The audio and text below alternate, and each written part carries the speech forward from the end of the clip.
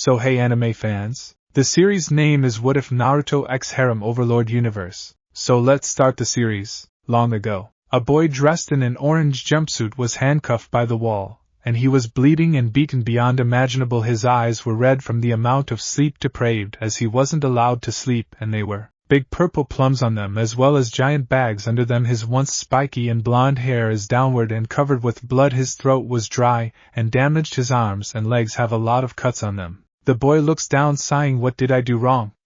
I brought back Sasuke like they wanted. He's supposed to be here instead of me. Before any more questions are asked, the doors open, revealing a woman with long blonde hair, and her companion, a man with spiky albino hair. The boy looks up to them with hope-filled eyes, hoping they're here to save him. Pervy, Sage, and Granny, thank heavens the two of you are here. I was arrested for beating up the last Uchiha when he was the one who defected. He laughs a little. Am I right? However, the two weren't laughing. They approached the boy, sat down, and punched him in the jaws and stomach. Ugh, what's the big idea? He shouted with what little his voice cords could consider shouting at this point. You little brat, you'll respect us and refer to us with our names and titles, do you hear me?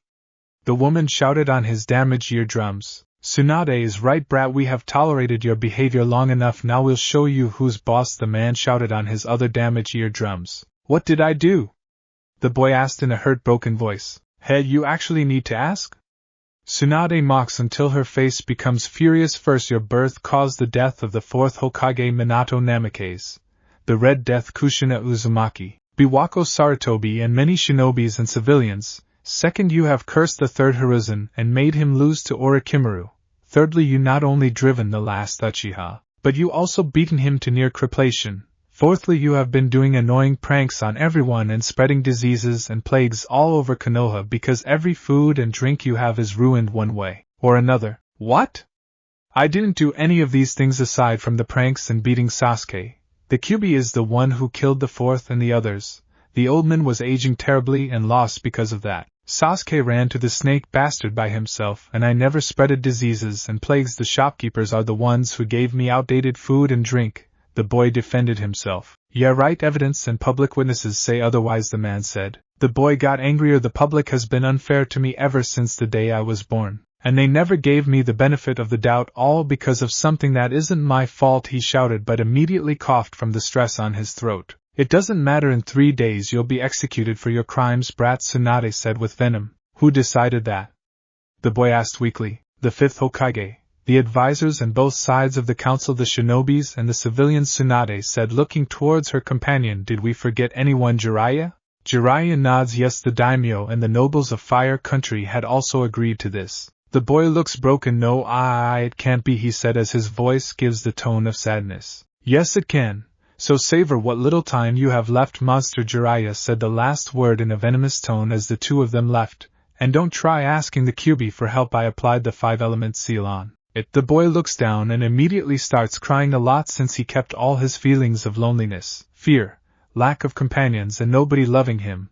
He shed a lot of bottled up tears into the grounds. However, hell is still coming for the boy. Day 1 before the execution. The boy sat down broken after emptying all his eyes, having mostly lost the will to live, as today was a hate parade on him, as the torturers had basically allowed the whole village in for one last beating. The ones that hurted him the most were from those he thought of and even called friends. They called him a monster and a liar. Niji in particular said, you said can be defied, and I believed you, but it seems you were lying. You were born a loser, lived as a loser, and will die as one. He laughs. Just like the Uzumaki clan, it seems that their blood is that of trash. And then his crush, Sakura. You bastard, how dare beat up Sasuke-kun?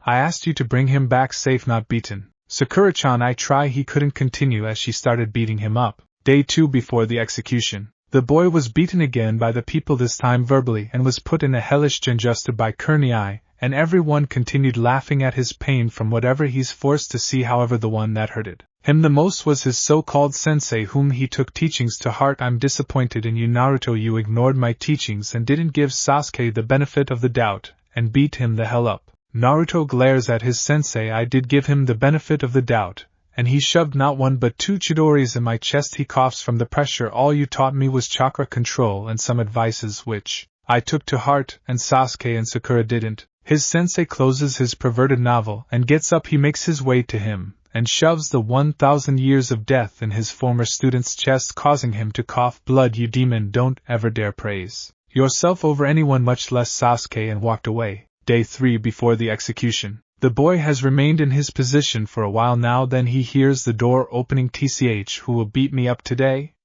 And how will they do it? He looks up and sees two figures, an adult woman with purple hair and a girl in his age with short lavender hair. He's surprised since these two didn't come to see him like ever, but he immediately started to get angry since they most likely are here to beat him up too. Hurry up, kid, there's no one around. Whatever business you have with him, finish it, shouted the woman to the girl. The girl nods and says her thanks. She makes her way to the boy and leans forward. Naruto-ku, just hit me, I don't want to hear what you have to say. Before he could continue, she kissed him in the lips. The boy's eyes widened as he looked up to her. I love you, she said. What? I love you. You always inspired me by never giving up even when the whole world was against you, and because of that I saw you as my role model and I fell in love with you. She looks down, gritting her teeth. I just wished I was brave enough to tell you this before now. Hinata, the boy's eyes produced tears of joy. Thank you.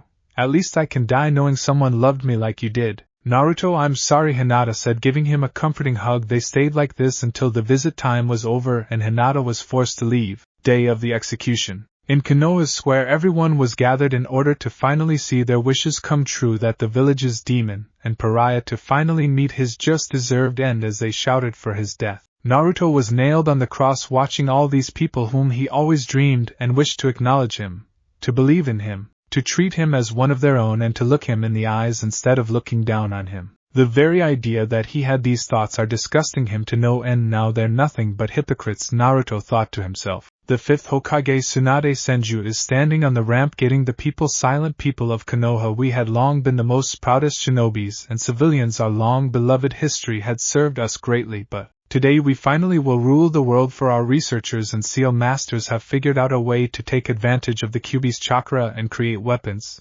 seals, and even bloodlines. The people cheered. In order to do this, first we'll take the Kyuubi from this undeserving individual, Naruto Uzumaki. The people booed at the boy's name. Naruto is everything that a shinobi, much less those of Konoha, must not be. He took his missions as if they were jokes and didn't contribute anything in them. He then tries to take credit for them, and finally driving away one of our best genins and beating to near cripplation just to have the glory for himself. The people continued to boo until Tsunade silenced them. For his crimes, Naruto is going to be executed by none other than Sasuke Uchiha. At least before his death, Naruto is going to do one good thing in his good-for-nothing career and let Sasuke gain the Manjiko Sharingan. The people cheered as a healed-up Sasuke appeared in the ramp, looking like the asshole that he is with his smug smirk. Naruto let out a tch. All the things that which said about me are in fact all Sasuke's fault, not mine. Seeing how bad has Konoha fallen, or rather they were always this rotten, he just didn't see it. Sasuke made his way in front of Naruto, cracking his knuckles. Are you ready to die, Dobe?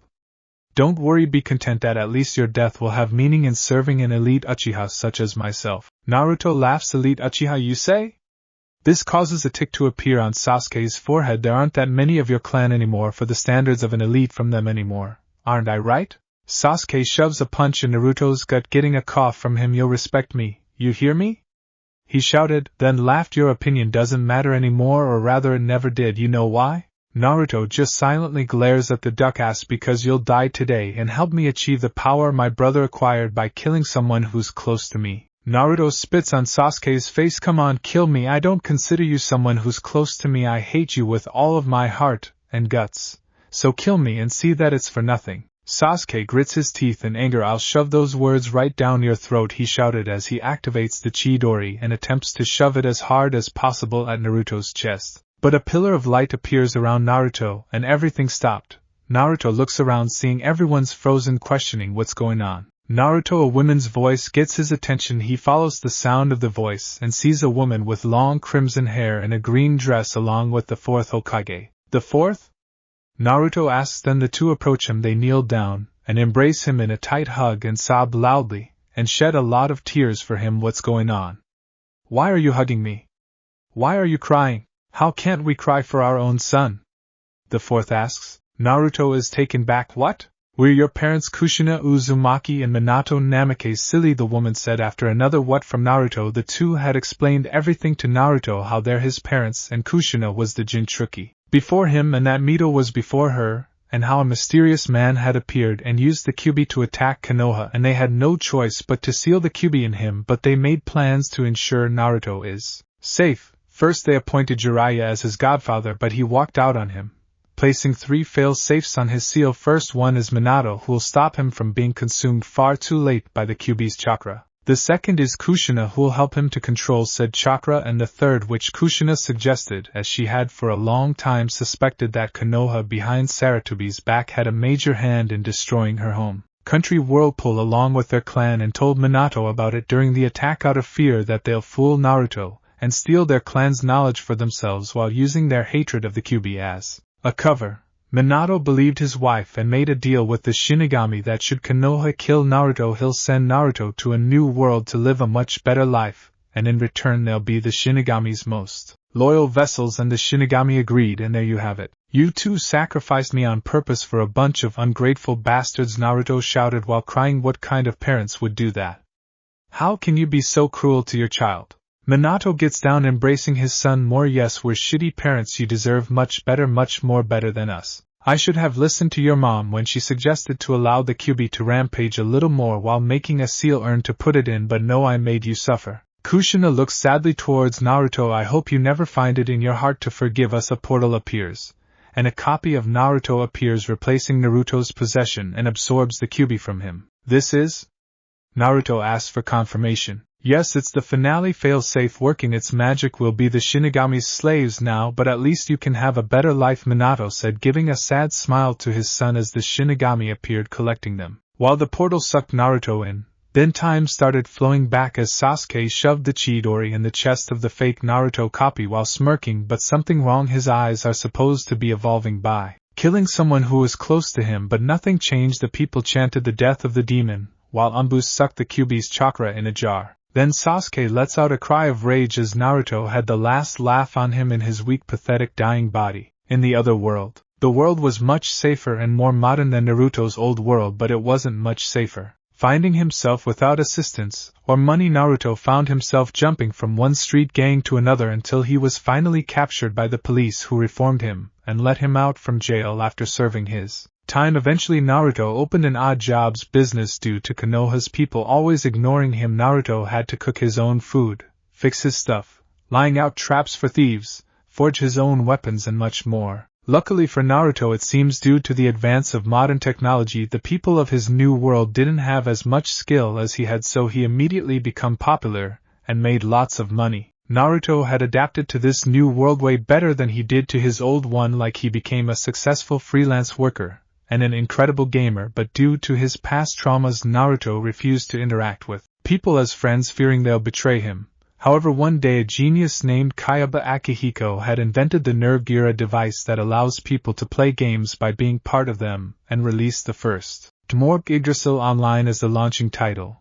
Being a pro gamer, Naruto got the Nerve Gear and the game and customized his avatar as a lich, but then Kayaba appeared claiming that Yggdrasil is now a death game, and its survival for the fittest. Of course, players started on each other's in order to survive. Eventually racist fantasy was adopted, and many human avatar players started attacking or abusing demi or hetero avatar players. Naruto found himself abused by them, and just about they'll kill him. Something drops on them, being a bomb, killing them. Naruto looks up to his savior, being a white armored insect with a red cape. Who are you?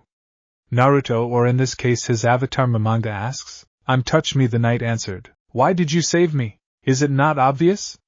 Saving someone who's in trouble is common sense, he replied, giving a helping hand up to Naruto, who with great effort accepts it. Ever since then Naruto tagged with Touch, and they saved other players like them, eventually starting their own guild, the Nine Soul Gown, which was eventually, after recruiting more members, became Ain Soul Gown, one of the most powerful guilds in the game. Despite having only 41 members, they conquered the seemingly impossible dungeon of Nazarick and turned it into their own headquarters. Made lots of powerful NPCs, and using their loads of money they got themselves cash items, which gave them a huge advantage over other players, and got almost all the world's items, making them nearly invincible. As not a single one of their members was ever killed, the guild continued gaining more and more power, leaving their rivals the Yggdrasil Liberation Army, the Silver Dragon Knights, the Warriors of Hope, and especially the Knights of the Blood Oath in the Dust. Eventually the leader of the latter guild was discovered to be indeed Kayaba, and after killing him the servers were shut down, and everyone was free to go back to their homes and happy except for Naruto, for this game became everything to him. In it he became what he wanted to be back in his old life and learned to trust people again, and make friends with Touch Me and the others, forming an unbreakable bond that he desired and longed for back then. But the hands of destiny had plans for Naruto. After a little girl was about to be crushed by a truck, Naruto pushed her out of the way, getting his head flattened, and dies. The afterlife. Naruto, now an older man in his 30s, wakes up finding himself in a chair in a seemingly empty purple-colored space with chess-themed floor and another white chair that has a drawer next to it. In front of him a maiden comes that has white hair and purple eyes, dressed in a nun attire, found her seat on the white chair. She looks towards Naruto with a saddened look and pity. Naruto Uzumaki, welcome to the afterlife. So I died. Death isn't as bad as I once thought it would be, Naruto says without emotion, which causes the maiden to flinch. Yes, I have seen your life, both the old and new. I have to say you're the most person I pity, she says with a voice of sadness. She composes herself. Ahem. I'm the goddess Eris. I'm in charge of the dead of this world. Before Naruto could ask a question, Eris, knowing it, answers it for him. Yes, you're from a different world, but you became a resident in this one, so I'm in charge of you. Naruto nodded, accepting the answer. Now, Naruto, being dead and living your life as a good person, you have two options. Either you go to heaven or reincarnate. Which one would you prefer? Naruto sits in his chair, not really caring anymore. Going to heaven, he'll just be immortal in a paradise, which sounds boring to him, and reincarnation will be just starting a new life, which he already experienced. Eris keeps looking at Naruto with pity, but before she could say anything, an angel comes to her. Lady Eris, I brought back word from the Council of Gods. They believe this man will qualify to that mission, so send him to that world. What? No way, Naruto was already used enough. I'll not allow it again, Eris shouts, getting up from her chair and stands in front of Naruto in a protective manner. Naruto seemed to be touched by the goddess' kindness, but his curiosity told him to ask the angel girl about what she's talking about. For what reason do the gods need me? I'm just curious, is all like their gods, can't they solve it themselves? The angel girl nods. Yes, the gods are powerful, but to keep balance they don't involve themselves in mortals' affairs. They instead give assistance and guidance to chosen mortals to carry out their plans. Naruto nods. So what problems are the gods having? It seems a powerful demon king had gained too much power and has ravaged more than half of a world. In order to deal with this, the gods decided to send mortals who died from other worlds to it, but not before equipping them with weapons and powers of their choosing in order to stop the demon king. The angel then sighs, but unfortunately many of them died and chose the other options, while others, like the one that has Aqua's company, had instead chose to use their gifts to live happy lives and outright refusing to fight the demon king. She looks towards Naruto with hope, seeing your life had given the gods hope due to your past experiences in battle. Natural talent and battle smarts makes you the perfect hero candidate. So will you help us? If you do, the gods will reward you. Naruto smiles. I can have anything I want to the journey? When the two nod, Naruto's smile widens further. I wish to have my avatar in Yggdrasil along with Nazarick and its NPCs, along with all its items from my party members to the ones we bought and acquired. Eris nods, seeing all of this stands under one request, thus making it grantable, and did just that, and Naruto was reborn in the new world as his Yggdrasil avatar in Nazarick's throne room, accompanied by the NPCs. Just like last time, Naruto, or now Ains, he adopted the guild's name in honor of their memory, had adapted well to the new world, and took steps to defeat the Demon King, first by introducing himself in an adventuring persona, Mammon the Black Knight, along with his companion Nabe, who is in fact a member of Nazarick's battle maid Narbro Gamma. Second, using the first step, became involved with underground gangs. Thanks to his experience, he crushed them and took control of them. Thirdly, using the second, find economic ill nations and took over them by establishing the Sorcerer Kingdom. With it, he made alliances with other countries and built a large enough army to attack the Demon King's territory, whom felt threatened, used his powers to open a portal to another world which was similar to World Wars 1-2, hoping to use the Empire's army to crush the Sorcerer Kingdom, but instead it was the opposite. In a different fashion, Ains had crushed the Empire's unit, the 203rd Division, and then revived them by using a revival item from Yggdrasil. In Yggdrasil, when players' HP hits 0, players can be saved using a revival staff, and discovered from his new ally Tanya von Degerchuff that the gods will betray him if he grows more powerful and influential than he already is. So in a countermeasure, using Tanya's powers that forces her to pray to a god to activate, and absorbing the then defeated Demon King's power, Ains had the gods on their knees, and he continued looking for new worlds, dimensions and alternate universes and timelines to conquer and became the most powerful dictator in existence. Nazarick Ain's bedroom. The skeleton sorcerer woke up from his bed in a shock from the dream memory of who he once was. He sighs, what was that? Why am I remembering this now? They most likely had disappeared, considered failures, Ains tells himself. After reaching godhood, Ains learned that worlds can disappear via the existence, deleting them as if they were never there, and seeing he couldn't find the hypocrites, he believes that they suffered such a fate, not that it matters anymore since I would just crush them with my above godly powers. He sighs again, but it would have been nice. Before Ains could think any further, the doors of his bedroom slammed open, revealing two figures in distraught. The first is a beautiful succubus with long black hair and deep yellow eyes with horns on top of her head and black wings in her hips, dressed in a white dress that has spiderweb design in the chest area and matching white long gloves with a golden ring with a red jewel on it on her index finger. The second is a vampire with silver hair styled in a ponytail and deep red eyes, dressed in a purple dress and has the same ring on her index finger. Ainz-sama, they both shouted at the same time. Something's wrong, Ainz-sama? I sensed with my wifely senses that you were in danger, the succubus said. The vampire grits her teeth a little. I sensed you were in danger with my beloved senses. The succubus smirked in victory for her better choice of words, which causes the vampire to release killer intent, and the succubus launches them back before a fight could take place. The skeleton dictator coughed, gaining back their attention. No, I'm alright, I just had a bad dream is all.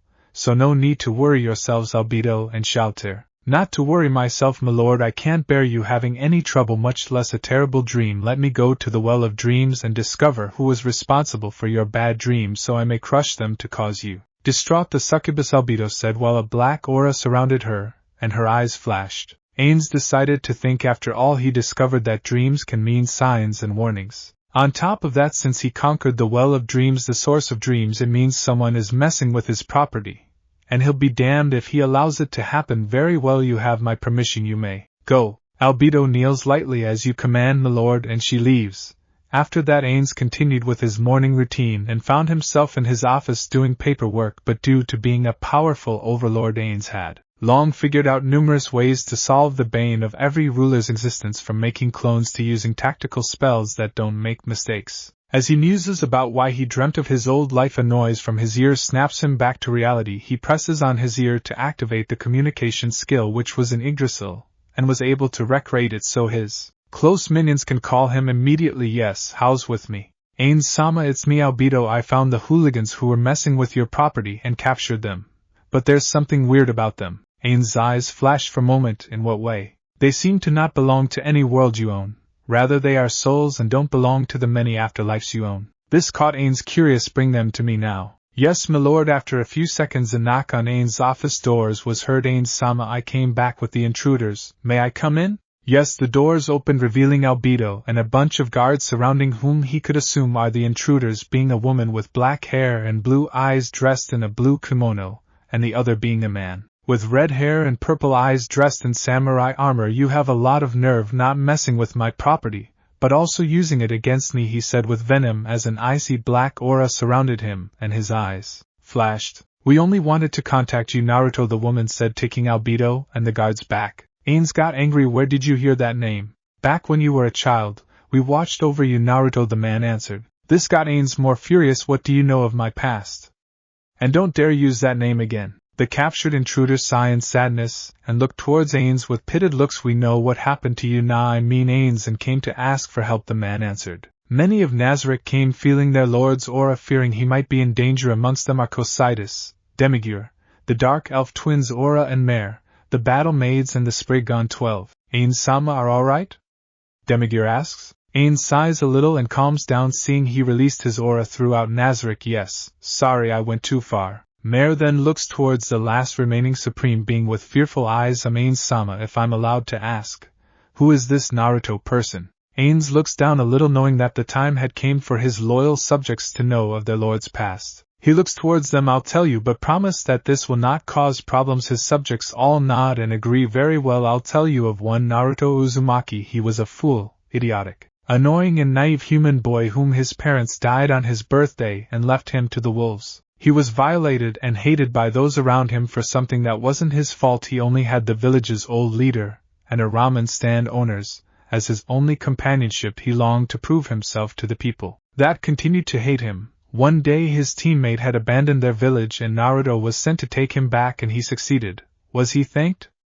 Was he acknowledged? No, he was punished for doing his job and was to be executed, and just as he about to meet his end his dead parents appeared to him, and made a deal with the death god to give him another life in exchange of their servitude. The subject nods. August, the leader of the Spriggan 12, asks his master Naruto's story didn't end yet, right?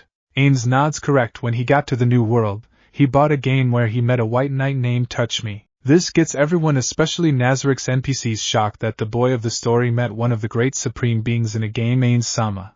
The knight, does he happen to be Touch Me-sama? The aged butler Seabass asks. Yes, it is Touch Me. This earns Ains a collective gasps from the NPCs. After Touch saved him, they continued on recruiting the other supreme beings and begin their glory. However, after the game shut down, Naruto was alone again. One day he saved a little girl from being crushed by a truck and died, where he was tasked with saving a world from a demon king, and he asked to be reborn as his character Momonga, and the rest is history. This got even more gasps for the NPCs to discover that their master and their creators are in fact humans, and they have been indirectly insulting their supreme beings by the way they treated and talked about humans most of the time. Ains sees this, knowing he'll have to deal with this for the better of his time now. But before that he looks to the intruders. So answer me. The man nods. I'm Genshin the mysteriously blessed, and this is my wife Suzuki Senju. We are the founders of the Uzumaki clan. This get Ains' attention, and he gestures for him to continue. After we died we watched over our descendants how they developed better and made a nation while the world was at war and continued to be on the top. Genshin gets angry, and how their so-called allies from Konoha had betrayed them and let their enemies through their defenses to destroy them, and how they abused and violated one of our last remaining descendants, and how they continue using their knowledge for themselves as they own it. Ains nodded and told them to continue, revealing that Naruto's old world has with the Sage of Six Paths who considered the Council of Gods untrusted and separated his world from them and turned his pantheon into masks to be used by mortals, and that the two of them and the summons, especially the Toads, got angry at how Konoha is ruining everything right now, so the Toads got a mask of the messenger god and used it to send the two spirits to seek help, as well as using the mask of the time god to discover of Naruto's rise as Ains' old gown. And there you have it. We're sorry to remind you of your past, Ains, but please help us. Suzuki bowed. Ains' eyes flash in joy. Well, what you know, this morning I was just thinking about destroying them. Albedo looks to her overlord with a wide smile. The troops will be prepared by your orders, Ains-sama, she says, bowing to her lord, and everyone follows suit. Yes, tell them a new world will be added to your lord's collection. Ains stood in front of the gate that he successfully made to his old home. He was somewhat nervous going back to a place where he was nothing and a loser instead of the great overlord that he is now and has everything. Ains-sama, are you alright? Albedo asked, snapping her master out of his musings. Yes, it's just I never thought I'll ever go back there is all. He looks up and stares into the horizon. Don't worry, Ains-sama, you have your army and minions with you, not to mention. She shifted uneasily, poking her index fingers, then looked up to him with a crimson face. Your beloved queen with you. Hey, I'm his queen, you wide-mouthed gorilla, shouted Shalter as she jumped on Albedo, tackling her to ground as they started another fight. Sigh, why does this always happen? He asked himself as he remembers that Shalter's creator Perorancino was a huge pervert but more tamed than the sage, and made any NPC by him to have a fetish. Shalter's fetish is of necrophilia. As for Albedo, before the finale battle in Yggdrasil against Kayaba, Ains thought he'll play a prank on Tabula Smaragdina, Albedo's creator, by using the guild's staff to change her personality from bitch to in love with him, but he never got to see his surprise as they beat Kayaba and logged out the game. This now came to bite Ains now, since he forgot about the prank when he was resurrected in his new life. Ains-sama, Demigur had came to his master, and kneels down. Our soldiers are ready at your command. Ains nods and lays his orders. Very well, first me and Albedo will travel to Suna and convince an old acquaintance of mine to join us. Albedo giggles at her victory, while Shalter is mad. Ahem, they returned their attention to their master. Shalter, you'll go to Wave, taking anyone you want with you, just like Suna. Wave is an important place for me, and due to its geographical location will make a good base of operations. The 7 deadly sins along with Keijo players, dancers and wrestlers will go and do their things while getting us resources along with money, and most importantly will act as our spies. His red eyes flash. Am I clear? Yes, Almighty Overlord, they all said at the same time. Then let's go. His eyes flashed again, and he turned around, walking into the gate followed by his chosen minions. Unknown location, elemental nations. Ains along with his chosen minions arrived at their destination. Ains looks at the supposed spies Meliodas along with his group who'll use the Boar Hat Bar as their base to gather information and gossip through, making customers drunk, or entice them with bands cooking. The others are Keijo players being the Satoshi and Suruga elite teams with some pros like Shiryuki with Demigear who'll act as the promoter of Keijo. Here their job aside from making money is to get a certain pervert to reveal his spy network and steal it from him. The fighters along with wrestlers will gather test subjects for chakra research, and finally Shelter's group consisting of herself with Lupusagina Beta the werewolf cleric of the Battle Maids, Galen of the 10 Commandments, Melascula of the same group, Sakata Jintoki of the Forgeries, Brandish of the Sprig on 12 and 2 of Shelter's brides. Let's move out. Yes, almighty Overlord Ains-sama, land of the wind. Ains teleported himself and Albedo to the hot desert land of the elemental nations. Ains-sama, your acquaintance lives in a desert. Somewhat he lives in a village that is located in this desert. I teleported us here about 50 miles away from it as to not draw attention to ourselves. He buttons up his rope as to not show his skeleton body. While wearing the red mask of envy and gloves, Albedo casts a spell and wears her black armor. They walk without trouble towards Suna, and when they were close to it they can see a giant black smoke coming out of Suna and going upwards through the sky. Seeing this, Ains decided to pick up the pace and arrived at the village's gates. Stop right there, shouted a guard revealing himself as Baki. Baki, I see you're still alive after 3 years, thought Ains, remembering the Suna Jonin from his time as Naruto being the sensei of Gaara's team. Baki adjusts himself and stares at the strangers. Who are you? And what business do you have here?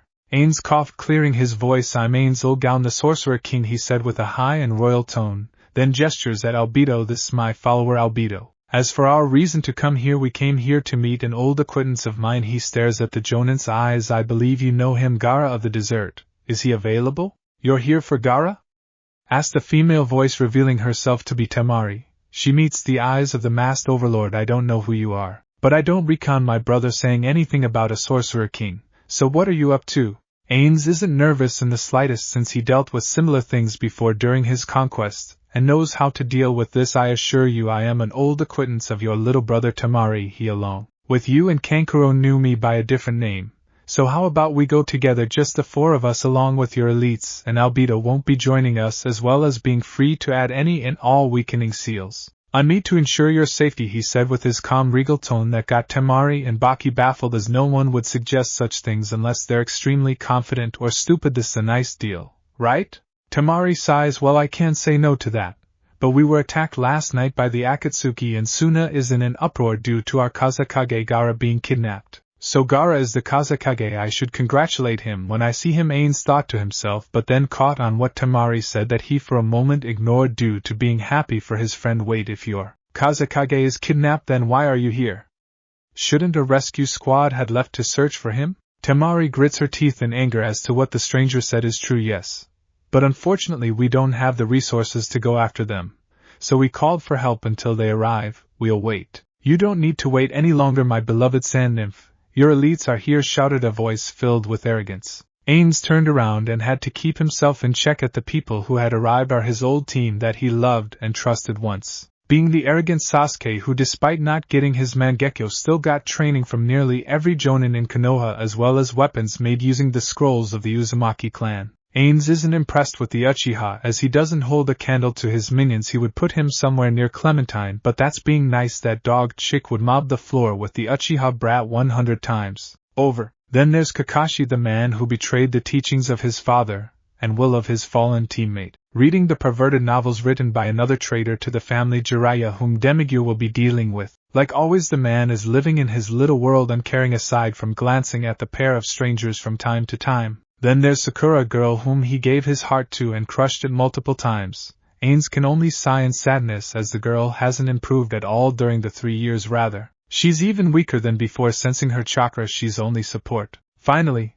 a new face, being a pale boy coming from Root who acts both as Danzo's spy and as his replacement, giving an obvious fake smile. Temari sighs in anger. I'm not going to be your concubine, Uchiha. She glares angrily at him. Why don't you drill this into your head already? Sasuke smirks arrogantly while staring at the Suna Kunoichi with lust. That of course gets Sakura angry, mistaking the look to that of love. You'll be mine along with the Hyuga. Anyway, Before we start our search for Gaara, we need to save Kankuro, who was poisoned by the Akatsuki, Baki said, bringing everyone back at the task at hand. Ain's eyes flashed behind the mask. Take me to him now, he commanded. After a while they entered Suna's hospital, where the poisoned Kankuro is lying on his bed breathing heavily, and sweat pours out of him like waterfalls. Sakura smirks, cracking her knuckles a little. Well, this the job for him. She couldn't continue her sentence, as Ain's violently pushed aside, making her fall on the ground, making his way towards the poisoned Kankuro. Sakura gets angry at what's in her mind. An idiot. Hey idiot, what's the B? Albedo moved in a blur and had her axe at Sakura's throat. I suggest you keep that foul mouth of yours shut. Not only is it disturbing patience,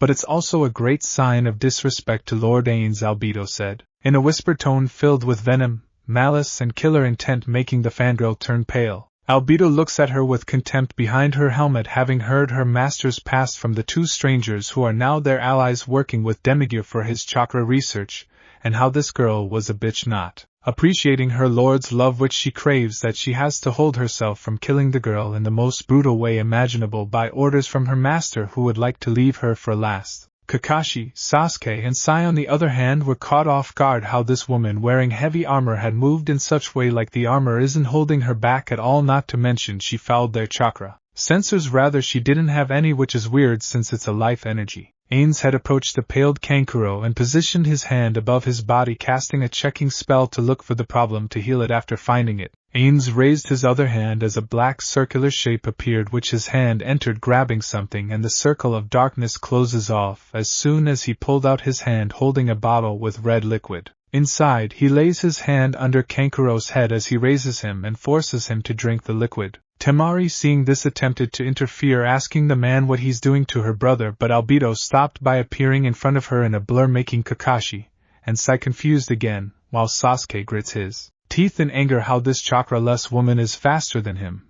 As Ain's finished, Kankuro's breathing returned to normal as his body gained back color, and fell asleep as Ain's laid him down. The doctors look at the Sorcerer King with fear as he stares at them behind his mask and gets up, then makes a gesture to check on Kankuro. After another gesture, the medics gulp, approaching Kankuro. The medics gain a look of surprise. Master Kankuro, he's alright. No, he's better than alright, the chief medic cried out, shocking everyone in the room but Albedo, who smiles behind her helmet at her lord's miracles. Temari rushes towards Kankuro and sees that he's better now. She looks at the Overlord with bugged out eyes. What did you do? I healed him using a special potion, Ain's answered simply. Before Temari could ask more about the potion, Ain's stops her. Your brother is alright, he'll be okay after some rest. Now that he's safe and the rescue squad is here, can we start saving Gaara? Temari nods, seeing this Sorcerer King having saved her younger brother. Maybe he'll save her other brother. Yes, she affirms before bowing, and thank you for saving my brother. Mention nothing of it, it's only sensible to help an old friend, Ain's said, raising his hand. Before Temari could ask exactly how he's friends with her as well as her brothers, a banshee screams, you, how did you heal him without chakra? Rather, how are alive without it, as well as this woman? Pointing at Albedo. Ain's laughs, the answer is simple, through magic. Sasuke gets angry seeing this man is mocking them, or more specifically in his mind him. What do you mean magic?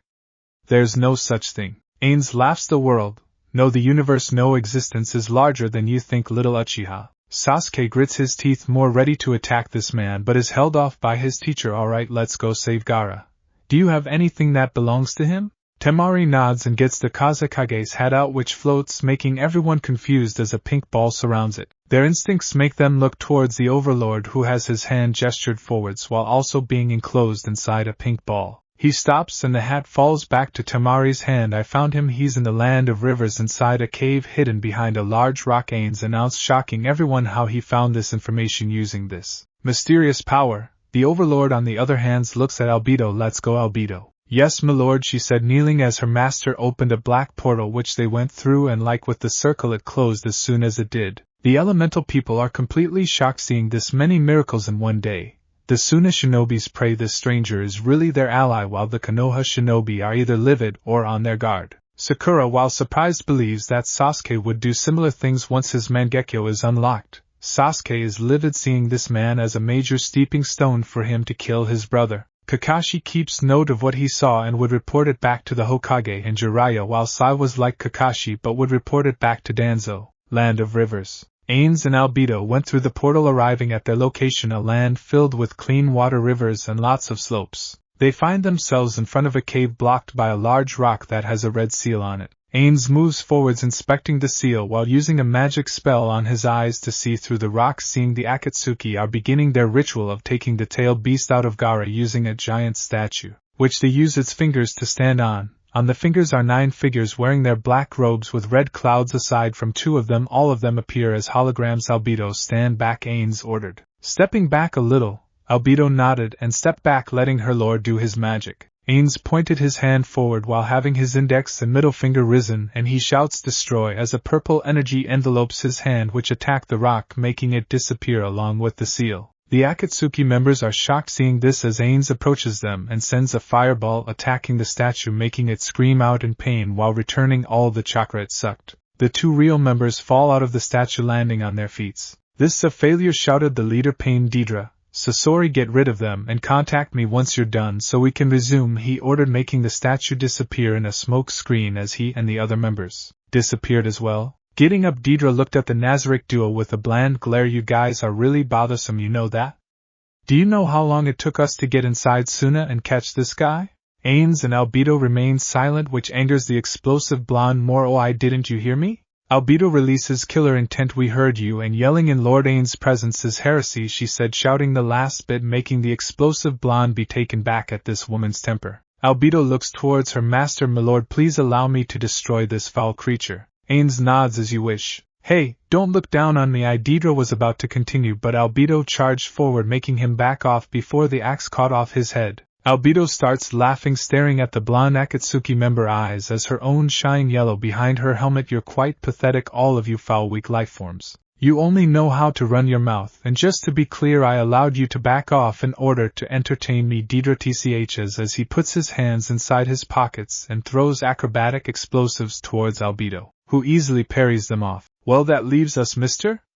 Ains said, asking. Sasori of the Red Sands, the chubby member says as he takes off his robe, revealing his puppet. He launches poison needles from his mouth, which are countered by Ains' affinity protection, making them disappear. At touching the Overlord's body, Sasori, confused, launches more needles and ends up with the same results. Ains disappeared in a blur, making Sasori taken back as a powerful force lands on his puppet, destroying it. Sasori recovered, taking off a black robe he was wearing, revealing his other puppet that looks more like his real past self. I'll make you pay for destroying Hiriko, for he's one of my favorites, he said in an angry, bland tone towards the Sorcerer King, whom gestures to Sasori to bring it on. Sasori feels rage at being underestimated and brings out his favorite puppet, the 4th Kazekage. Back to Deidre, the blonde is breathing heavily, riding his clay bird while a cloud of smoke stands in front of him. I did it, that bitch is dead. He then laughs. Hey, bitch, how do you like my art? Be grateful, for it was the last thing you saw before dying. He starts laughing manically before he feels a sharp steel object presses against his head.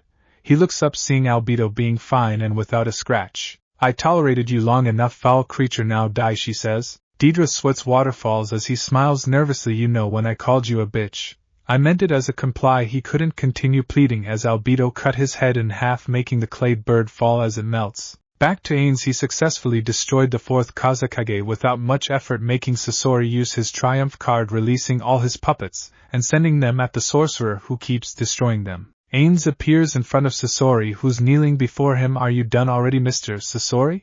Saori prostitutes himself. Yes, he answered before smirking and using his finger, using a fallen puppet to attack the sorcerer from behind with a needle that hits him, making fall and die. Sasori starts laughing manically and gets up, overjoyed at the fallen corpse in front of him, only to feel a pierce at the only human part of him. Shatter Kyoka Sugesta, said the regal voice of the Overlord behind Sasori, as he hears glass shattering along with the corpse. He sees a Catania piercing his only organism and follows it, seeing the Overlord holding it. How? I putted you under the illusion of this Zambakuto, and as you see, not even the Uchiha clan Sharingan can come to compare, Ains said with arrogance. Sasori smiles towards him. You're powerful like a god who descended from the heavens above. Perhaps you'll be of use to me. I have a spy inside Orochimaru's circle. He's his most trusted subordinate. We were supposed to meet 2 weeks from now at the bridge of Kusa, but be careful, he may not be as loyal as I once thought. Ains kept what he heard in his memory while the puppeteer died, The Overlord removes his Zanbakuto from him as he falls down on his face. Incredible as ever, my lord, you showed this weakling his place at your feet, said Albedo, praising her lord and having her helmet off, revealing her beautiful face with a large smile accompanied by a huge blush. You were quite dreamy when you explained your Zanbakuto ability. She starts her crazy mumbling as Ains sighs, making the Zanbakuto return to its original form.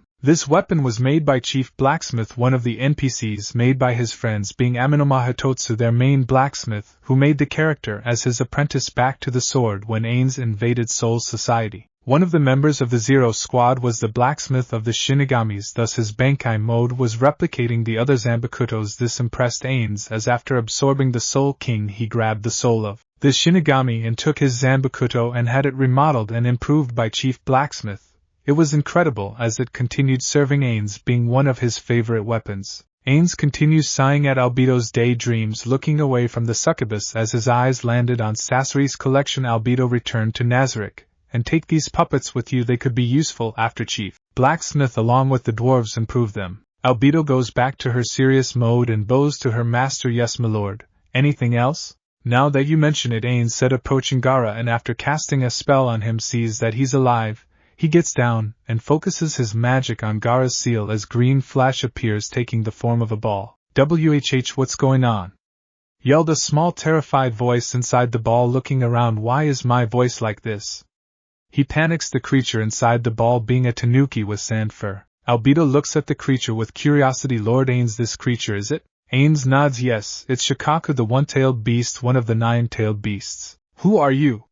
You don't have chakra? Shikaku asked, terrified how this person had not only taken him out of his seal but did it without chakra. Bow, you weakling, you're in the presence of Ains Ulgaun, the Conqueror, the Sorcerer King, the Undead King, and the Master of the Great Tomb of Nazarick, Albedo announced in a booming voice of anger. Bow. The tailed beast is terrified as he's imprisoned in a far more powerful seal that isn't made out of chakra and bows, trembling before the Overlord. Please forgive my ignorance, O Great King of Sorcery. Ains shakes his head. No need, I'm here to succeed where the Sage of Six Paths failed. He looks at the tiny-tailed beast. Do you know how to revive the old system before the Sage cut this world off from the other ones? Shikaku sits back rather impressed, hoping this stranger is the child his father spoke of. Now that you mention it, father, or the Sage as you call him, told us not to use the statue of the outer path along with the 10 tails rings. Oh, also the masks of gods. Albedo stares at the tailed beast with suspicion. Why are you telling us this? The Sage is your father, so why are you disobeying him? Shikaku sighs, looking at the succubus. Listen, I really hate disobeying father's wishes, but he sighs deeply. Things aren't getting better, rather they're getting worse, and the supposed child of prophecy is dead, meaning the world is doomed. So there's nothing for me and my siblings anymore aside from being weapons. He takes another sigh, one of anger, and we're tired of this, so if you claim you're succeeding where father failed, then I'll help you since it's useless to do otherwise. Ains chuckles. Good observation, and don't worry, I promise you in the name of Ains Ulgaun I'll not let you be used as weapons again. He hands over the ball to Albedo, then gets a cube out which sucks in Sasori's puppets, which he hands over to her. Finally he approaches the corpse of Deidre and takes his ring off and hands it over to Albedo along with Sasori's ring. Albedo, like I said, take these puppets to our blacksmiths, take the rings to our researchers, and the tailed beast to the dark elf twins' floor. Albedo bows. Yes, my lord, your wish is my command. She looks at her lord with concern. What will you do? Like I said, Gaara is an old friend, so I'll catch up with him and make an alliance between us, Ains said before firing rapid fireballs around the cave, making it black. With this damage the rescue squad will think that the Akatsuki members are blown up and nothing left of them. Albedo once again smiled brightly. Your wisdom and mind are as sharp as always, Lord Ains. She opens the portal and enters, leaving her lord to catch up with his friend. Land of Waves. The once prosperous country is now under surveillance from the tyranny of Konoha as they refuse to be a puppet state, thus promoting Konoha to use their newfound powers and crush the people of Wave, and executed Tazuna the bridge builder as he refused to rename the Great Naruto Bridge to the Great Sasuke Bridge. Despite that, many people tried to repel only to be crushed. At the Great Sasuke Bridge, 2 Konoha shinobi are standing on guard carrying spears. Man, these people really were something, huh? His companion smiles and nods. Yeah, by the end we won, and tomorrow we'll execute the last of the repels and add this land to our borders. He smiles sickly. With Wave under us we'll weaken the other lands, making them unable to receive supplies, turning the tides in our favor. When wasn't it in our favor? His companion asked sarcastically as they both laughed. Still, it's great we finally removed that demon's name from this bridge and made it better. His companion nods, seeing how not did the bridge's name change, but its design being larger with flags of Konoha, the Senju clan and the Uchiha clan around it, and of course a giant golden statue of Sasuke in his prideful pose on the side of the middle. Before they can continue their propaganda of Konoha's superiority, they see 8 figures approaching. Being Shelter's group, the 2 men raised their spears as they were ordered to not allow anyone in today by their commander Shikamaru. Nara, hold it, identify yourself. Shelter looks around the bridge in total disgust. This bridge is ugly. True, it's disgusting, with an all-over design, Brandish said in her monotone voice. Shelter then gazes at the statue of Sasuke and vomits a little in her mouth. You and here, I thought this bridge can't be more disgusting. Who has a statue of someone like that? Doesn't Lord Ains do the same? Galen asked. Shelter sends a powerful aura on Galen, making the demon fall on his knees. How dare you compare this ugly statue to Lord Ains' statues? Lord Ains' statues don't only look better, but they have used aside from showing his people his beauty. We said identify yourselves, yelled one of the spearmen, looking angry at the group. How dare you mock Konoha's finest creation? Shelter and her group look at the spearmen with disgust evident on their faces. Beta, get rid of them, Shelter ordered, snapping her fingers. Yes, milady, said the werewolf in a happy childlike tone, approaching the 2 men as they take their positions. Before they knew it, their heads rolled off, seeing their headless bodies as their necks jets out blood. Their souls leave their heads as Galen and Melascula eat them. Inside Wave, the people of Wave were gathered in the plaza, forced to witness the execution of their own people as the Konoha shinobi stare down on them. On the podium, Shikamaru along with Team Guy stand, seeing the people of Wave giving them stares of anger and hatred. Yash, soon will make them turn these frowns upside down when we finally execute the last unyouthful supporters of that demon. Yes, they'll acknowledge their fate as weaker people who live under the strong, Niji said in an arrogant tone befitting of his clansmen. Yeah, the world will be better with the leaf as the supreme ruler's Tenten said, swinging around her new weapon being Zabaz's sword, which she stolen from his grave and improved it with seals. Troublesome, let's get this over with, Shikamaru said, going forwards while the people of Wave are jeering him. After his fellow shinobis silence them, Shikamaru starts speaking. People of Wave, for the longest time you were put under the influence of the accursed demon known as Naruto Uzumaki. Naruto is a hero, shouted a woman. Yes, he's the true carrier of the first Hokages. Well, unlike you monsters, shouted a man. After being silenced again by the shinobis, Shikamaru continued, now to purify this land and its people of the demon's influence, will execute the last of the unfortunate souls that were caught under his influence. They're not under his influence, a boy shouted. You guys are the real demons, shouted a girl. After another silence, Inari along with his mother and other citizens were brought forward crucified. Now let's commence the execution, Shikamaru said. But before he could do anything, they started hearing voices following them. They saw Tazuna and the other citizens along with warriors they executed approaching them. What's going there, dead?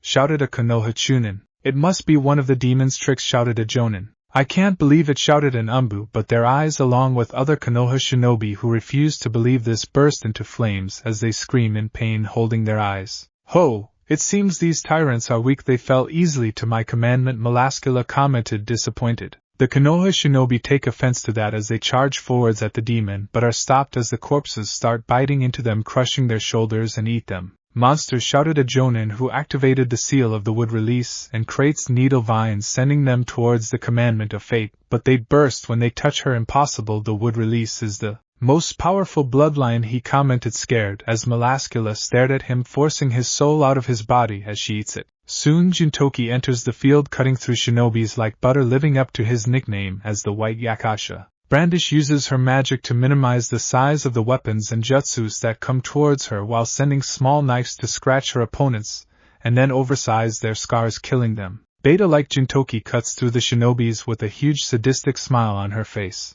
Back to Shikamaru, seeing the situation, he attempts to escape and request backup but is blocked by Shelter, her brides, and Galen. Where are you going, coward? Shelter asks mockingly. We're not cowards, you unyouthful monster, Lee shouts, attempting a leaf hurricane only to be blocked by one of the brides who proceed to lock on his ankle, crushing it, making him wail in pain as he holds it. Then she starts kicking him repeatedly, and finally crush his back as he cries out in pain. Seeing this, Tenten and Niji were about to jump in, but they are blocked by Galen and the other bride respectively. Going somewhere? Galen asks sarcastically. Tenten, enraged, swings her sword in a wide arc to attack the demon, who easily block it, Tenten smirks as she activates a seal which freezes Galen. Just as Tenten was about to celebrate her victory, she smells fire as Galen's body burns away the ice, making the Kunoichi back off. Demons are creatures that live in the hottest spots of purgatory. So these icicles of yours are nothing to me. So, you're a demon, Tenten said through her gritted teeth. Are in leagues with Naruto? Who? Naruto the Kyuubi who destroyed Konoha, Tenten yelled as she swings her sword again.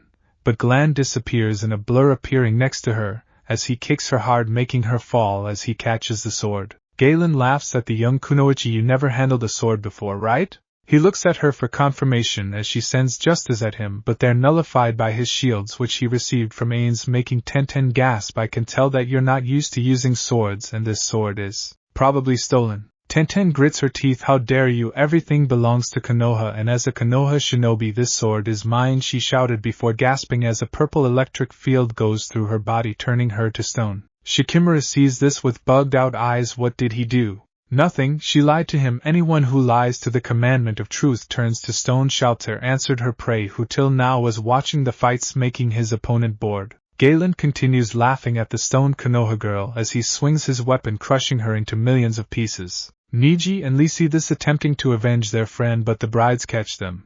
Lee has his blood drank by the bride as his body becomes pale and falls, while Niji sends powerful palm strikes at the bride, fighting him, making her stop. Niji smirks widely. Weakling, be grateful that the Hyuga fighting style defeated you, he said arrogantly before the bride reined herself, making him gasp. Impossible, no one survives the Hyuga's invincible style, he said in a whispered, terrified tone as the bride tackles him and pummels him to unconsciousness. Shikimura sees this with a terrified expression. So are we going to fight or not? Asked Shelter. Shikimura gulps, knowing this his end, before a forest appears between him and Shelter. Shikimura follows its direction, seeing an injured Jonin. Commander Nara, he coughs, blood escape and let the Hokage know of this. Shikimura nods as he escapes, leaving his dead comrades behind to ensure their sacrifices weren't for nothing. Melascula sees this and was about to send one of her undead at him. Let him leave.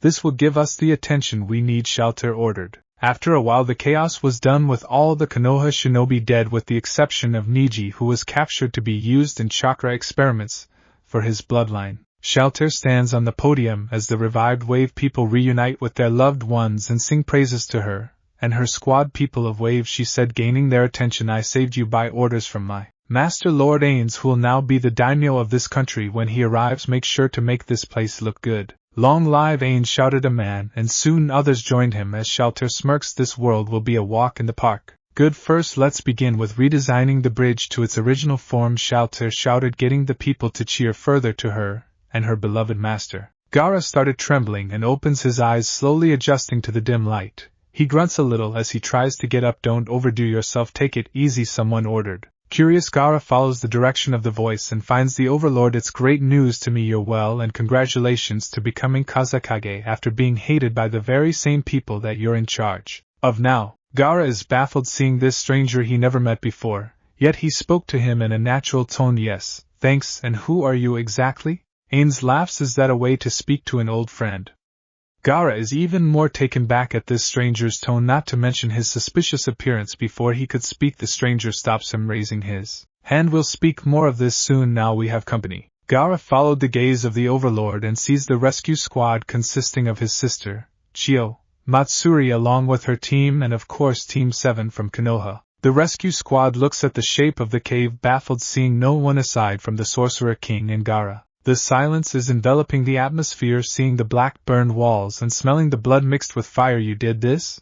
Chio broke the silence, asking. She was told about this man Ainz and his powers, from saving Kankuro easily to finding Gaara quickly and finally opening a black door. Seeing that door brought him here a lot faster than they took to come. Ainz laughs, getting up. Yes, you took your sweet time arriving. I finished the whole thing myself. Sasuke grits his teeth in anger, looking at the Overlord. Where's the Akatsuki members? Can't you tell?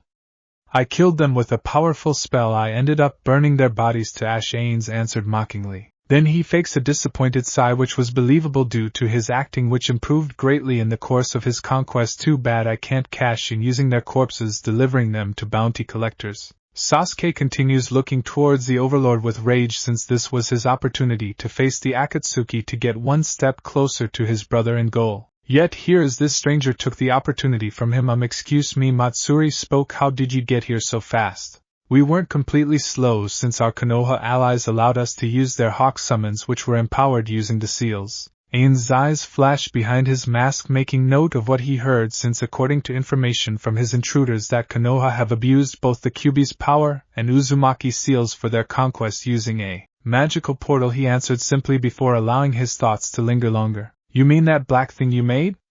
Kakashi asks in a serious tone. Ains nods and gets up, opening up another portal. Let's return to Suna now in order to calm its people. I'll allow all of you in since you're so slow. The Suna shinobi nod their heads while the Konoha shinobi are enraged further of this man mocking their technology which they stole from the Uzumaki clan corpses. Suna Kazekage office. Gaara sat on his office wearing his robes along with hat, arguing with the Konoha shinobi. I'm sorry, but according to law you don't get paid for your troubles, since it was Ains-san over here who not only saved my brother but me as well. Kakashi sighs knowing the law and then decides to leave, but before they did his star pupil decided to try to get one over the Overlord. Hey, where's that chick that was with you?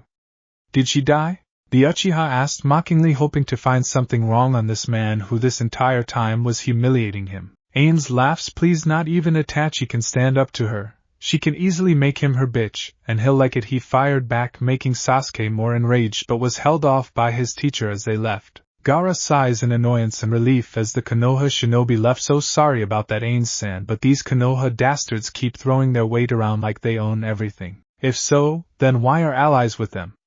Ains asked. It's not like we want to, we have to, since 1, we need allies to trade with, and 2, staying in their good graces means they won't invade us. Temari answered. Bothered, things haven't been the same ever since Naruto Uzumaki died, she said, the last bit saddened. Ains decides this the moment of the truth. Naruto is alive, and well, he never died that day. Gaara and Temari look at the Overlord like he grew another head. What are you talking about?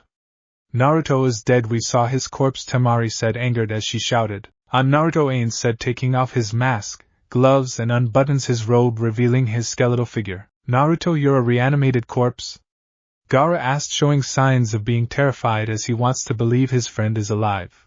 But the shinobi world isn't so kind to grant such wishes. Are you really Naruto?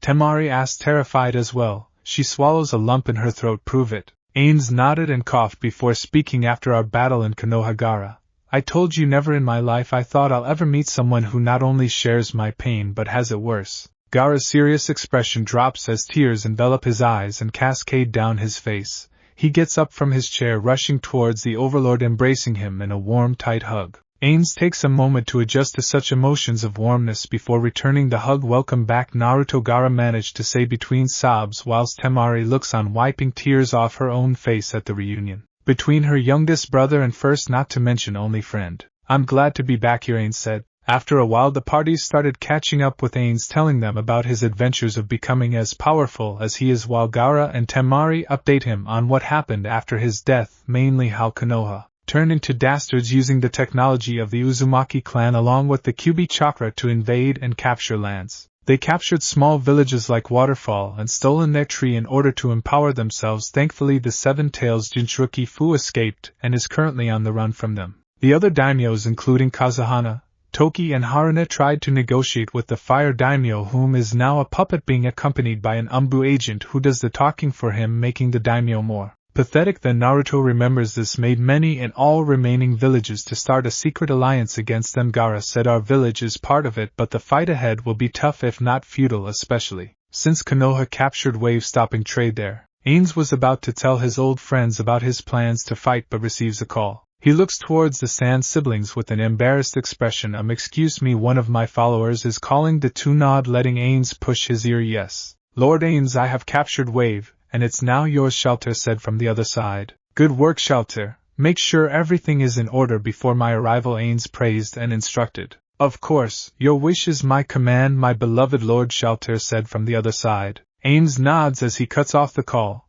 He then looks towards his friends. Not to worry, Wave is mine now, he announced, making his companions gain questionable gazes, expecting an answer to what this means. Seeing this, Ains answered, one of my floor guardians, Shelter, captured the country, making me its rightful ruler, and I'll join your alliance, meaning you don't have to rely on Konoha any further. The siblings let out a breath of fresh air as they continued with their conversation. Konoha Hokage office. The fifth Hokage Tsunade sat on her office sighing madly looking at Shikamaru. Repeat that again. I said we were attacked by mysterious individuals, Shikamaru said, swallowing his saliva in fear. They revived the dead. They made our forces' eyes burst of flames. They cut through our forces like butter. One of them sucked Lee's blood dry.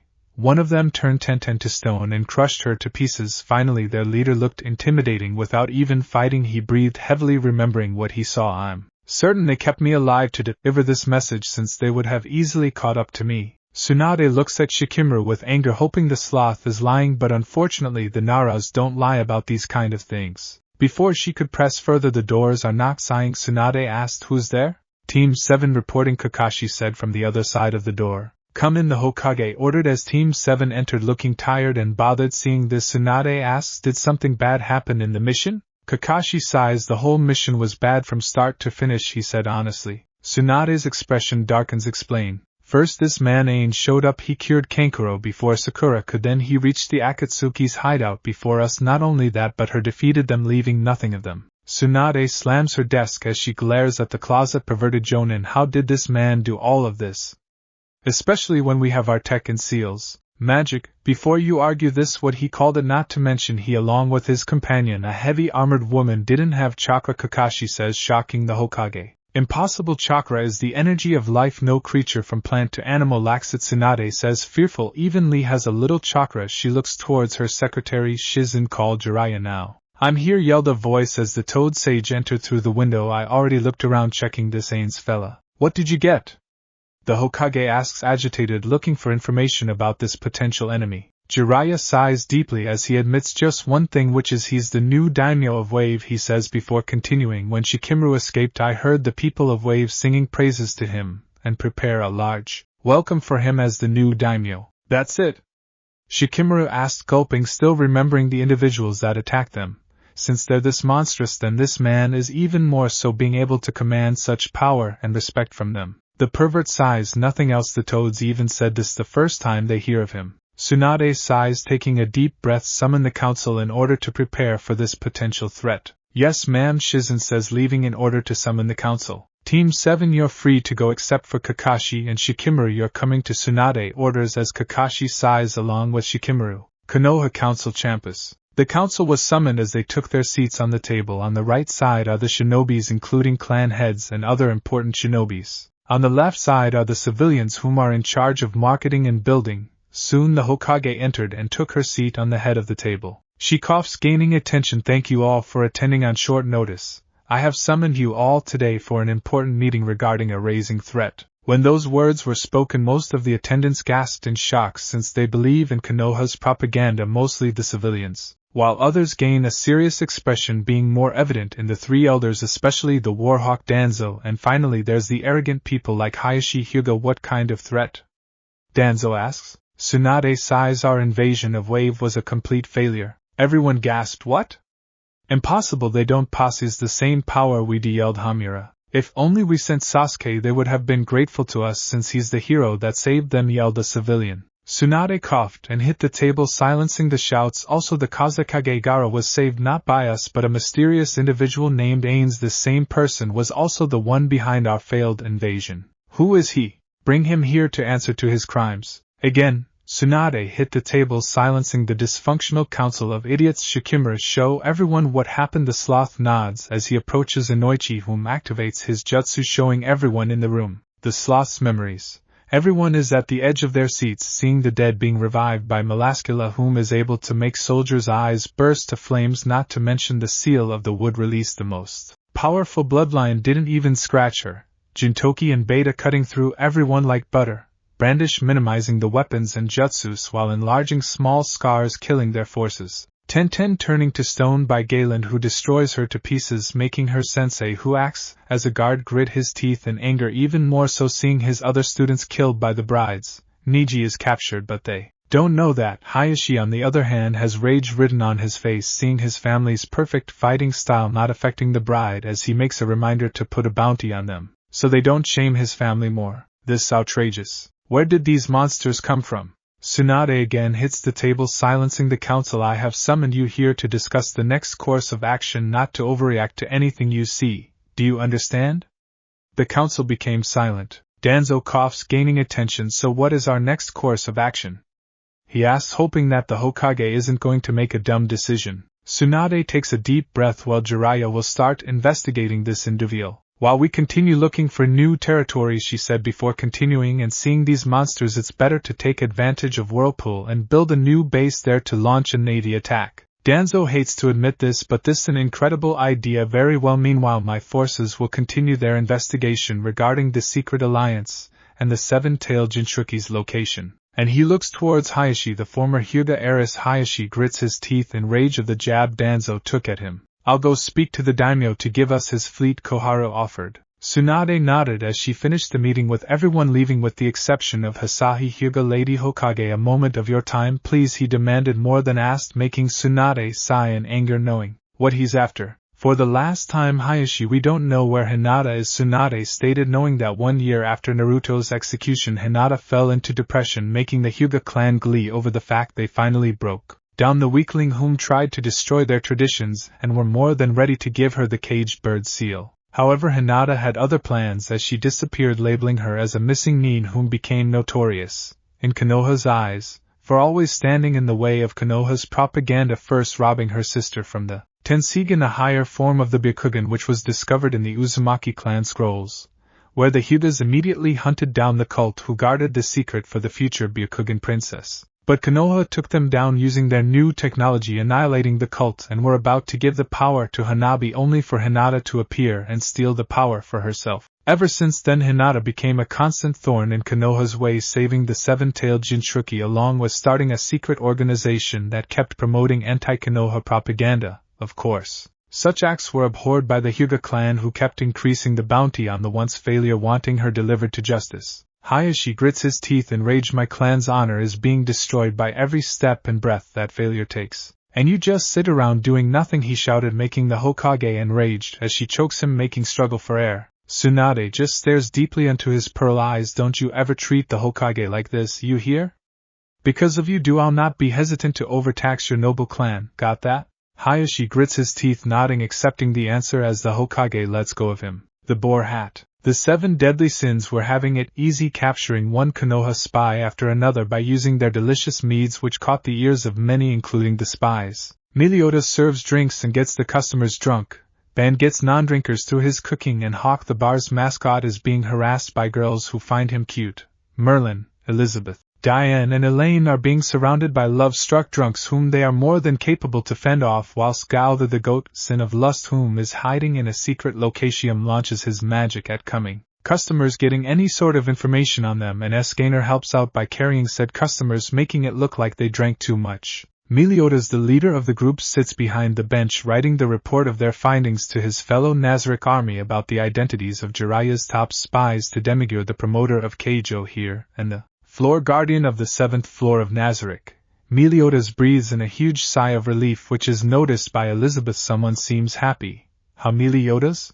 Meliodas chuckles. Yeah, this job is easy compared to the worlds we conquered before, or when we were Ain's enemies. Elizabeth chuckles. Who would have thought that the great adventurer Mammon was in fact Ain's? When Naruto reincarnated in his first world, the land of Britannia was an isolated land not doing trade with anyone. Soon the holy knights of the strongest kingdom, Leonis, had turned against their king, whilst his youngest daughter, Princess Elizabeth, went looking for the legendary order of knights called the 7 Deadly Sins. During her quest she came across Mammon, his partner Nade, and their pet Hamasuk. From there they met Meliodas and found the rest of the sins, defeating the holy knights, the revived 10 commandments, and finally the demon king whom Ains was originally sent to fight. After that, using his newfound knowledge, Ains made Britannia do trade with his kingdom and freed Meliodas and Elizabeth from their curses under the condition they serve him. It was a tough decision for the lovers, but they eventually agreed, seeing no other way to destroy their curse, and ever since then they became part of Nazarick's forces along with their friends. Before they can reflect more on their past, the door of the bar is slammed open, revealing a total of 6 figures wearing black capes and hoods, making the sins on guard as they move around carefully, not letting their guard down, and finally sit down on a table where it's easy to jump and get away. Elizabeth approaches the strangers with a clip and pen as she puts on her best smile. Hello, and welcome to the Boar Hat. What can I get you? The strangers don't speak as they simply get pens marking on their menus as they hand it over to Elizabeth, whom nods and leaves. Was it a great idea coming here? said one of the figures, being a girl, to her comrades. I mean, sure, we found Konoha spies coming here, but aren't we giving ourselves away? The leader, being another girl, glares. What's life without a risk? This a great opportunity. Many Konoha spies are here. It'll be a waste to let them all go. Another one of the figures, being an old man, yawns. I just wish to relax and drink some mead. The tallest figure sighs. Trust me, I have the same feeling. But as long as Konoha stands up with their propaganda, we can't rest. He speaks true. I remember it as it were yesterday, when they destroyed my village and killed its most loyal shinobis, spoke another figure, being a girl. The finale figure was about to say something before Elizabeth came with the orders and some mead. This made the leader suspicious as she glares at the waitress behind her hood. We didn't order mead. The waitress giggles. Don't worry, we'll not charge you, it's a gift from the bar. The group simply keep their cool and thank the waitress as they begin eating on their meals, which tasted nice due to Ban's cooking skills. They keep looking around, finding some of the spies sleeping, carried away by a scanner, and one of them was about to go to the restroom, promoting the leader to order the largest one of them to gesture to him to follow him. The large man does as his leader tells him as he goes to the restroom, following behind the spy with the intention to knock him out, only for Galver to launch his magic at them both, putting them under his control. The figures remain in their place until they notice the bar staff force civilians out, getting them suspicious, especially when they surround them. Meliodas approaches the group with his sword Lostvein strapped to his back. Now I suggest you guys come with us peacefully. The figures jump up, attempting to escape, only for King to use his spirit spear Chastiful, turning it into a giant bear with 6 arms, crushing the bar's roof whilst forcing the figures down, tearing off their ropes, revealing them as Yudakata, Rashi, Fu, Hataru and Hinata Hyuga.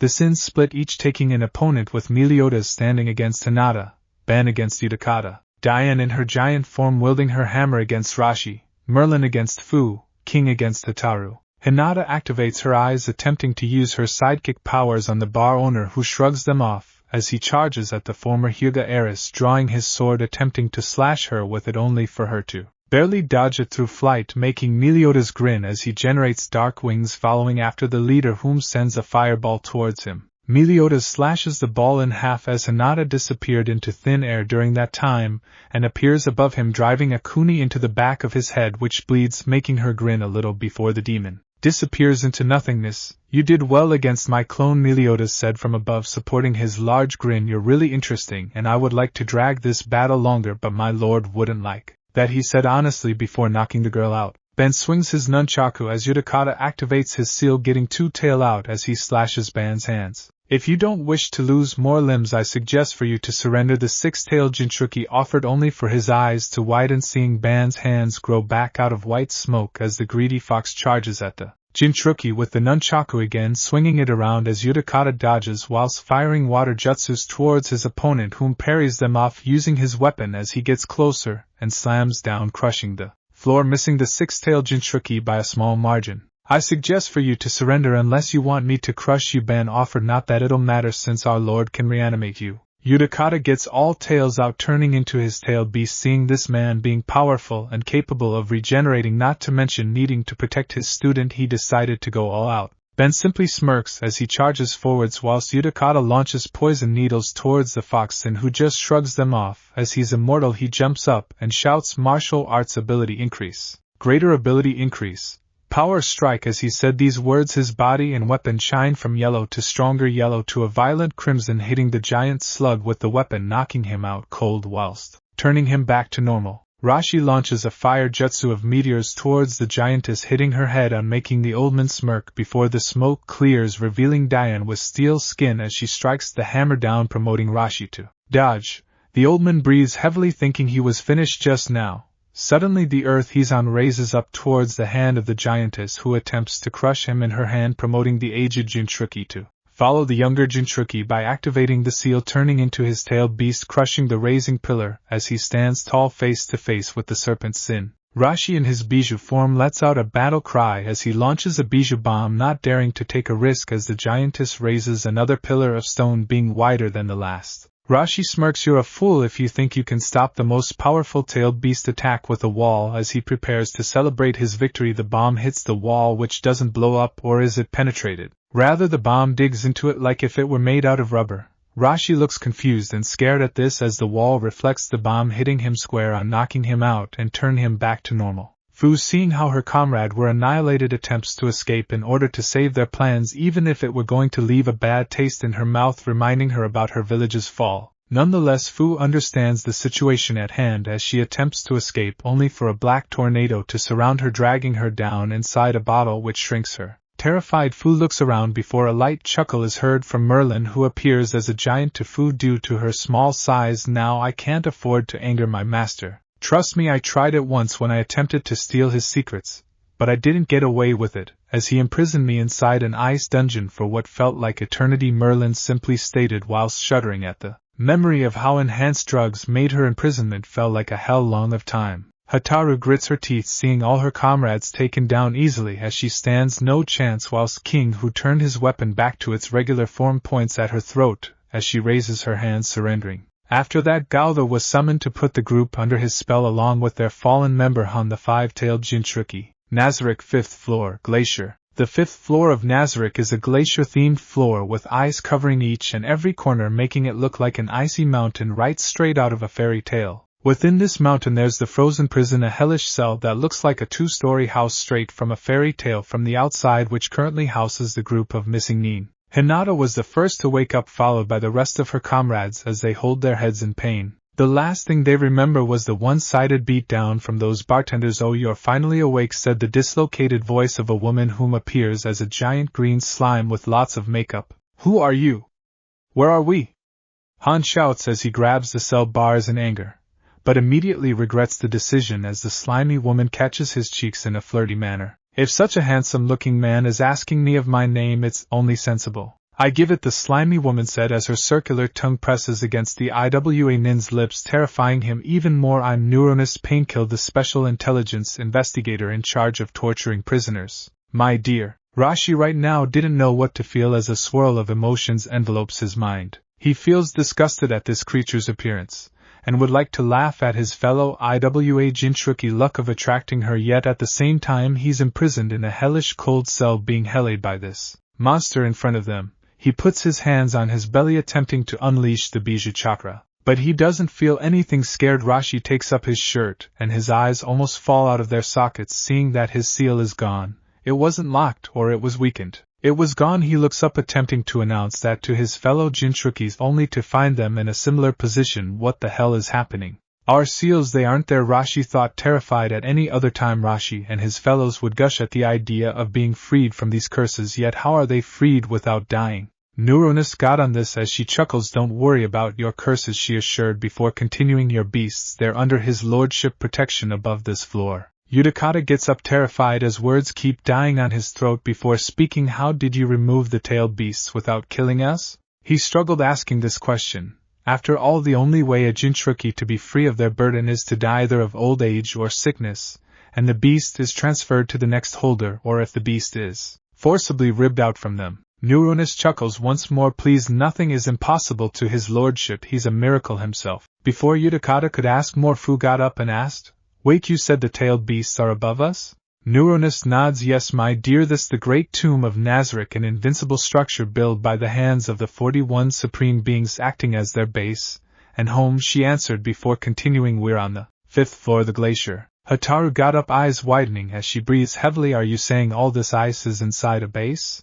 Neuronus smiles. "Yes, our supreme creators are the greatest artists in existence, making such great scenery down below the ground.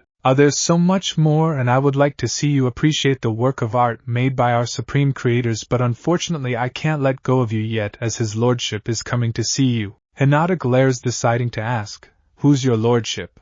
Before Neuronus could answer, a black portal appears behind as she goes down on her knees, kneeling. "Welcome back to Nazarick, your lordship." Ains stepped out of the portal, scaring the group, seeing a skeleton walking around without any flesh covering it.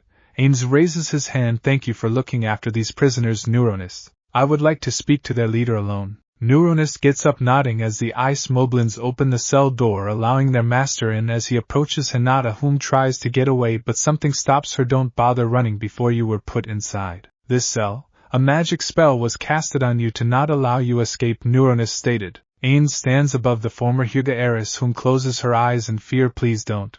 I still have something to do," she shouted, hoping their captor would listen to her. She feels his cold, bony hand touching her forehead, making her gasp. then looks up seeing he doesn't mean harm, which confuses her. What are you? Hinata tried to ask, only for Ains to cast a spell, making her gasp, seeing through memories.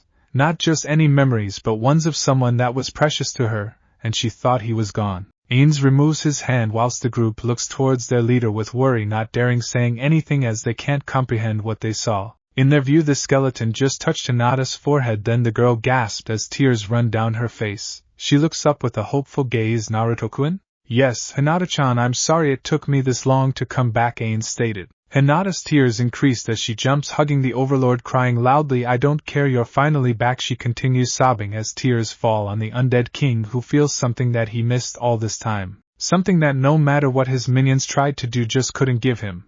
It was the feeling of warmth. Ains slowly raised his hands up, returning the embrace. Soon they were done as Ains removes the spell on them. The undead king stands in front of the group. Sorry about the terrible hospitality, allow me to welcome you all, he coughs before raising his hands up. Welcome to the great tomb of Nazarick. I'm the great master of this dungeon, where all manner of creatures from undead, demons, angels, mortals, demi-humans and heteromorphs call home. I'm Ains Ulgaun the Conqueror, the undead king, the sorcerer king and the master of all. He then activates the ring of Ains Ulgaun. Let's give you all a proper welcome, he said before the red light surrounded the group, teleporting them. Nazarick 9th floor, Royal Suite. The red light appears as the Grand Master and the group of missing men appear inside this floor. Unlike the other floors in Nazarick, the floor wasn't a dungeon but rather a suite that has hot springs, bar, salons and other stuff the inhabitants use for their everyday needs. Make yourselves at home, the Overlord stated before grabbing Hinata, using the ring to teleport somewhere else. Before the group could object, the homunculus maids came and kneeled before them. Welcome to Nazarick, your wishes are our commands, they said at the same time in perfect sync. Rashi shrugs off. Well, this beats prison, he said. Do you have a bar? Sixus nods, gesturing for the aged Nin to follow her as Han soon follows after, whilst Fu and Hataru decide to check out the salons and Yudikata goes to the hot springs. Somewhere in the wilderness, Jiraiya is already having a hard time and curses his luck seeing that none of his spies are available, already giving his current target loopholes to work with. Where in the hell is everybody? The super pervert asks himself. Then a piece of paper falls on his face, making him mad. He takes the paper out of his face, attempting to tear it off out of anger. But something about it stops him. What Jiraiya didn't know is that someone was watching him. Being Tabarito warrior, he presses on his ear. Lord Demigir, the perverted fish, caught the bite. The demon chuckles. It was a lot easier than I thought. It seems this man's lust can overpower his logic easily, he stated. Good job, Taba, you can return to your current duties now. I'll call you when I need your assistant. Yes, Taba replied, kneeling before cutting off the call and flying off. Stadium. Inside a rural village, the first ever Keijo event will take place as many people, mostly perverted men, bought tickets as if they were children in a candy store. They took their seats as they kept watching the bouts with cheers. The first fight was between longtime friends and rivals Nozomi Kamanashi and Sayaka Miyata, which ended in a draw. The second fight was between Sanai Hoen and Kazan Aoba. Sanai possessed great power and speed whilst Kazan possessed incredible thinking and copycat abilities, which prevailed in the end. The last battle was a battle royal between many players which was won by Maya Sakashiro. Alright, this all, thank you everyone for joining, announced the staff member. Everyone left being satisfied with this, as there's no way this sport won't be a hit. However, one super pervert decided to take liberties and see the combatants changing. He snuck around carefully as if he's infiltrating an enemy stronghold. As gets inside the locker room, he finds no one, which confuses him. You took your sweet time entering this locker room, Mr. Spy, announced a voice filled with praise. Jiraiya looks behind him, seeing Demigir, the floor guardian of the 7th floor and the commander of defenses. Jiraiya shakes his head. What makes you think I'm a spy? The demon smiles. I believe there's not a single soul in the elemental nations that doesn't know the spy master of the tyrannical village of Konoha. He moves his hands in making a circle as all entrances from doors, windows and even air holes close, making the pervert terrified, looking towards the floor guardian, whom smiles. Now that I got you, I won't let you get away. Jiraiya throws a smoke bomb at the ground as he backs off, attempting to use the reverse summon, which doesn't work, making the Sannin eyes widen even more so when the guardian appears next to him, making him jump away in fear. The magic spell I use forbids the use of any escape routes, including the summons, he states before staring into the Sannin's eyes. I heard stories about your teamwork with the toads. Now let's see if you can work without them, dead lass. Jiraiya grits his teeth. I'm more than capable to take care of myself, he states, activating the narrow shadow binding technique through a seal trapping the demon's shadow. Demigur just cracks his neck, breaking the bind easily, making the Sannin surprised as he then activates the swamp of the underworld, which ticks Demigur off. Seeing this man is ruining the suit that his creator designed for him. Taking advantage of the distraction, Jiraiya jumps up and releases oil towards the demon before setting it on fire using a fireball technique. Jiraiya lands successfully, having a look of victory on his face, which disappeared immediately as Demigur wasn't affected at all. How? I have complete resistance to any and all fire attacks. It was the way my beloved creator made me to suit my tasks, Demigur stated, loving the terrified look on the Sannin's face. Now it's my turn. Aspect of the devil in large arm, he yelled as his right arm became massive with a black color despite its size. Demigur wasn't weighted down as he disappeared in a blur, hitting Jiraiya with it, making the Sannin skid across the floor whilst bleeding and losing some teeth. Demigur then reveals his wings as he flies up. Aspect of the devil tentacle wings, he speaks, launching thousands of dark needles at the Sannin, whom covers himself with his hair, using it as shield, parrying away the needles by using hair needles. Eventually Jiraiya runs out of stamina as he switches himself with a nearby locker, escaping the needles. From hell, Jiraiya breathes heavily. What is this monster? I never seen ninjutsu like this before, the old pervert thought to himself as he launches a huge water cannon ninjutsu towards the demon, whom smirks as he opens his inventory similar to how his lord does and gets a dagger out. You have been fun, even though I would like to play with you more. You're dangerous, and I must catch you. Full counter, he yells, swinging the dagger horizontally in the direction of the water cannon, which stops momentarily before being launched back at Jiraiya, twice the speed and power, taking the old man down as he kneels. Demigur stands above him as he orders, kneel down. The Sannin does as he says without much fight, as a strong pressure is pressing on him, forcing him to kneel. Demigur smiles, seeing the confusion on the Sannin's face. This is a special skill of mine called command mantra. No matter how much you struggle, you'll do as I say, for I posse's a higher level than you, the demon explained as he opens a black portal, then turns towards the kneeling Sannin. Go through the portal, he orders, using his mantra, forcing the old man in. Nazarick throne room. Jiraiya finds himself inside the purple-lit throne room where Ain's old gown is sitting down on the throne of kings, a world item which enhances the level of the ones sitting on it even if they're already maxed leveled. Soon Demigur follows and the portal closes, then turns to Jiraiya. Kneel. The Sannin is once again forced by the command mantra to kneel down as Demigur follows through. I captured the spy master as per requested, Lord Ain's. This guy is Ain's?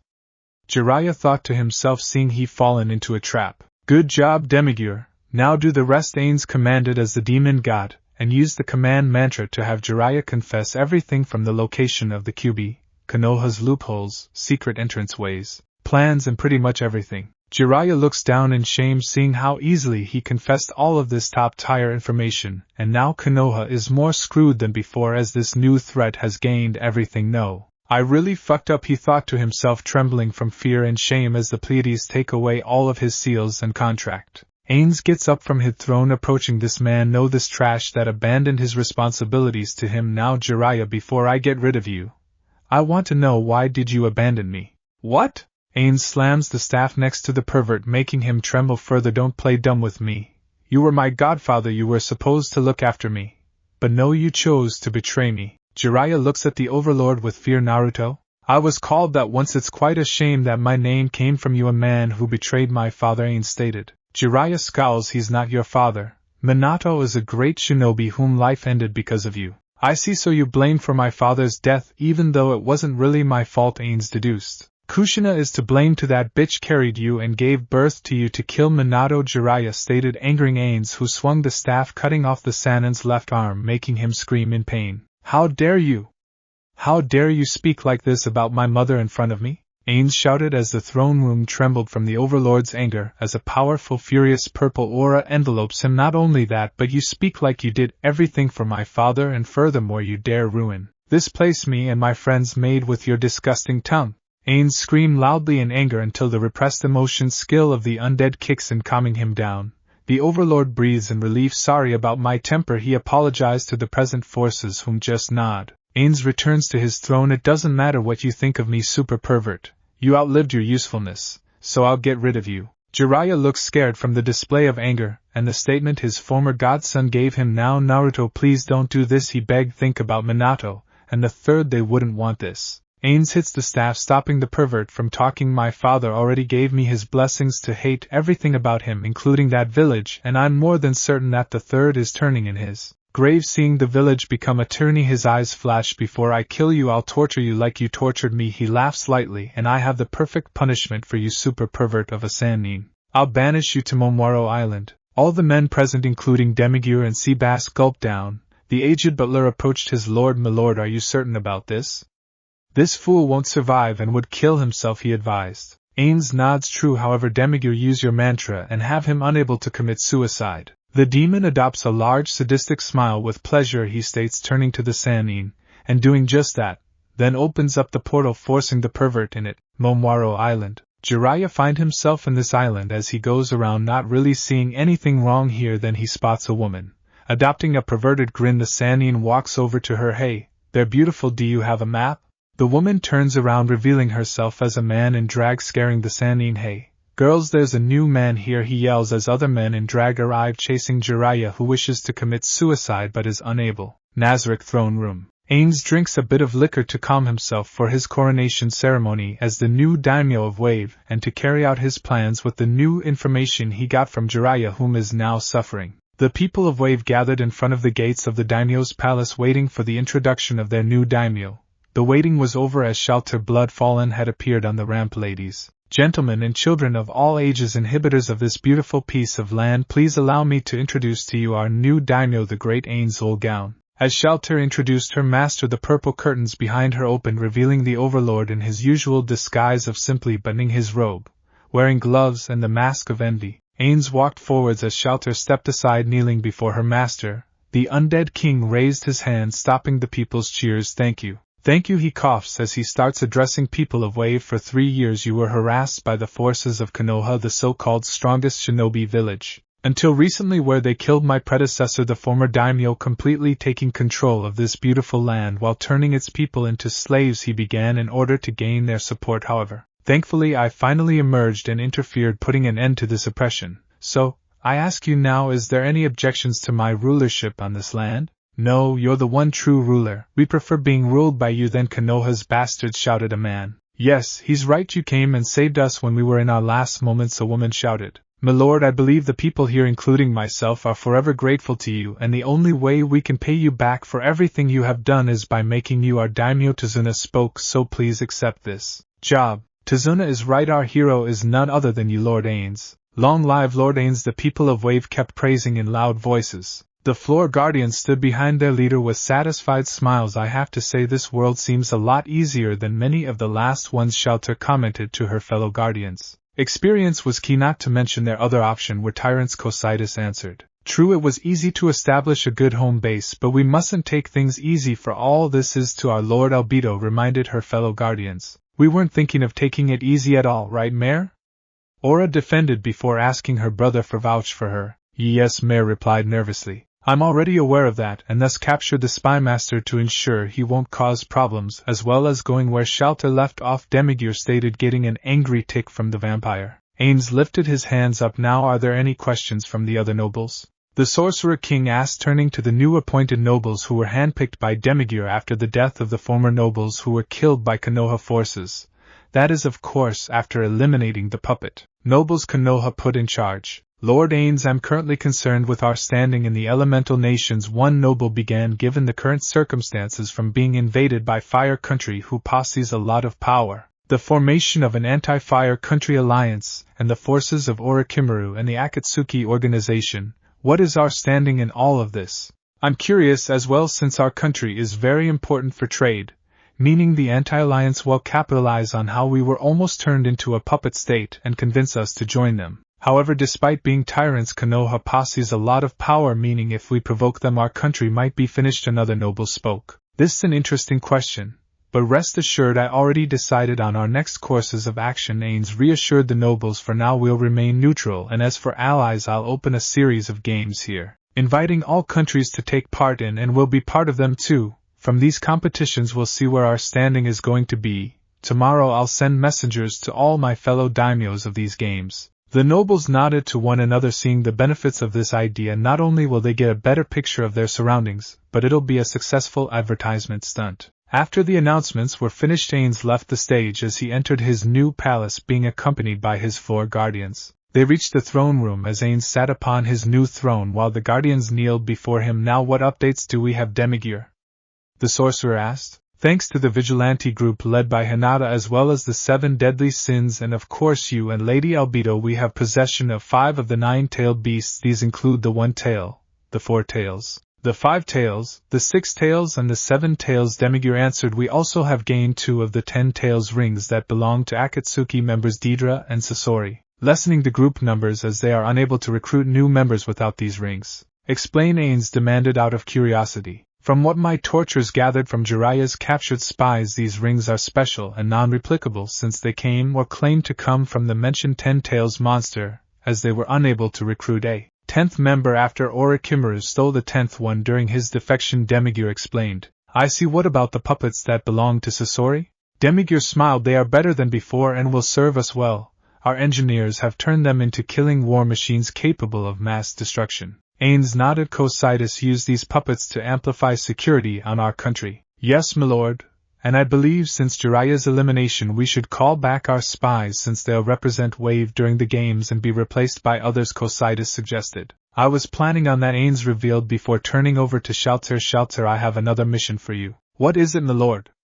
the vampire asked. "I have a target that I want to be eliminated for the time being. His name is Orochimaru. He's supposed to meet Sasori in Kusa. Take Saori's improved puppet Hiriko to impersonate Saori to see if that meeting can be of use in a way to eliminate Orochimaru's way of immortality, but I would like you to refrain from putting an end to him as I plan to take his life myself," Ains ordered. "Of course, my liege, your wish is my command." Ains turned to the Dark Elf twins Aura and Mare. "Please set up rings as well as other preparations to welcome our audience to the games." "Yes, Lord Ains," the 2 answered at the same time. "Albedo, how's the covered mission of capturing the 9 tails and taking over Fire Country from the inside going?" Ains asked the floor guardian leader, whom one of her specialties is planning cover missions despite her rather brash nature. "Yes, Narbro Gamma already came in contact with Hinata's spies, being your former apprentice Konoha Maru, or as he calls himself now Maru, as well as his 2 friends, your old teacher Irika Yumino, Anko Mistrashi, Shizen Kato and the ramen stand owners." Albedo revealed the stand owners managed to get a few high-ranking officials drunk after Narbro caught their eyes as she worked there for her cover. She used the reading mind spell confirming the QB's location along with the security measures that were taken to keep it there. "I have already sent Solid Snake to infiltrate the location to get the QB, while Hasanai's Sabbath group will assassinate the puppet Daimyo along with his Umbu bodyguard, whom identities will be impersonated by Doppelkaspendand and Narbro respectively, to keep Konoha on a leash while you plan its demise. Of course, we'll get the spies to wave during the games." "Very well, my loyal enforcers, let's get ready for the games," Ains ordered as he got up laughing lightly. Konoha underground location. The Umbus walked around carrying their spears while others were walking on the walls. Every corner was guarded heavily due to what lies down there. Soon a bell is heard as the Umbus walk towards a location, while activating seals. The dining room is currently full of the Umbu guards taking their seats. In the cafeteria, the cook prepares to open a box of bread. As he leans down opening it, in a flash a hand wraps around him. The chef found himself struggling for air as the arms lock him in a cobra twist until he was knocked out completely. The man gets out of the box revealing himself as Solid Snake. "That was a lot easier than I thought. Aren't they supposed to be ninjas?" "Well, whatever works," he mused to himself as dragged the chef to the back area taking his clothes. Snake now dressed up as the chef continues cooking the meals that varied from salad to beef, that had one thing in common, being a purple liquid that was poured to them by Snake. "Alright, dinner is served, fellas," he announced as the Umbu took their plates digging into their delicious meals. Soon they began struggling as they fell flat on their plates. Snake sneakily walks over to one Umbu carrying his hand, checking his pulse, then let it go. Snake watched as the open-palmed hand fallen on the table, making Snake smirk as he sneaks his hands into the Umbu's pockets, getting what looks like a seal paper. The agent, now switched back to his regular gear, walks over to the seals, undoing them. He kept walking around, disabling any security measure he came across to with ease until he finally reached his destination. A giant orange-furred fox stood before him. He looked in pain as thousands of chains were dug into his flesh. The chains were black with what looked like red stuff going through them. Snake watched the flow of the red stuff being sucked out of the fox and transferred to pieces of paper. "Well, I have to say, this one weird-ass weapon here," Silent scum, come here and dare say that to me, the fox growled as he grits his teeth from the pain. Snake looks at the giant fox. Well, I would nag at you for the scum comment, but I have got a job here, so I'm acting professional, the agent commented as he brought a blue stone, confusing the fox. The stone suddenly brightened, making the fox's eyes widen. What are you doing? The fox demanded. Freeing you and taking you to a better place, Snake answered. The fox was about to retort, but the light engulfed, making him disappear. Snake looked around as he brought out another stone, being green. He activated it as it shined. He chuckles. This wasn't even difficult, he said to himself. Opening a portal, he went through Fire Daimyo's palace. The daimyo was currently sleeping inside his quarters while being guarded by his samurais, with Konoha ninja roaming around also acting as security. One ninja was walking on the roof as he was suddenly grabbed from behind. He looks behind him, seeing a white skull mask. The ninja attempted to cry, but his captor wraps his other arm around him, snapping his neck as he fell dead. Soon the corpse was discovered by other ninjas and samurais who leaned down inspecting it. The head samurai gets turning to his fellows. Sound the alarm. It appears there's a break-in. As he ordered, the corpse behind him suddenly got up as it shakes unnaturally, making the other samurais scared. Calm. One scared samurai attempted to tell his superior but was interrupted. Spread out. The commander cut him off as he ordered. The corpse then was enveloped by a giant gob, scaring the other samurais further. Cap, another scared samurai, attempted to bring attention to the corpse. I want you all to be calm. I know it's been a long-ass time since there was a break-in, but we'll remain calm and follow the procedure. The commander again interrupted while the gob behind him got bigger as it took form, turning into a death knight, further scaring the samurais. The commander finally notices the scared looks on his followers. What's wrong? They simply point behind him as he looks, seeing the death knight that simply roared as it cut the commander in half violently. The other samurai turn paler, seeing the swift yet brutal death of their leader as they scream and run. The death knight roars again as it chases after them, cutting them to pieces. Ninjas who just saw that also scream as they look for the alarm, only to hear roaring footsteps. Looking behind them, seeing more death knights, the dead samurais were turned to death knights upon their deaths, making the ninja even more scared. As they finally reached the alarm, they pulled the liver down, only for no sound to be heard. The ninja that pulled the liver looks at the liver, confused and scared as the death knights cornered him. Seeing no other option, the ninja threw shurikens at them, only to bounce off. He threw kunais, only to yield the same results. He then activated ninjutsus, only to not harm the beings. He was powerless, as he screamed while the death knights slashed their blades at him, killing him off. The daimyo slept deeply on his bed, unaware of the chaos happening in his palace.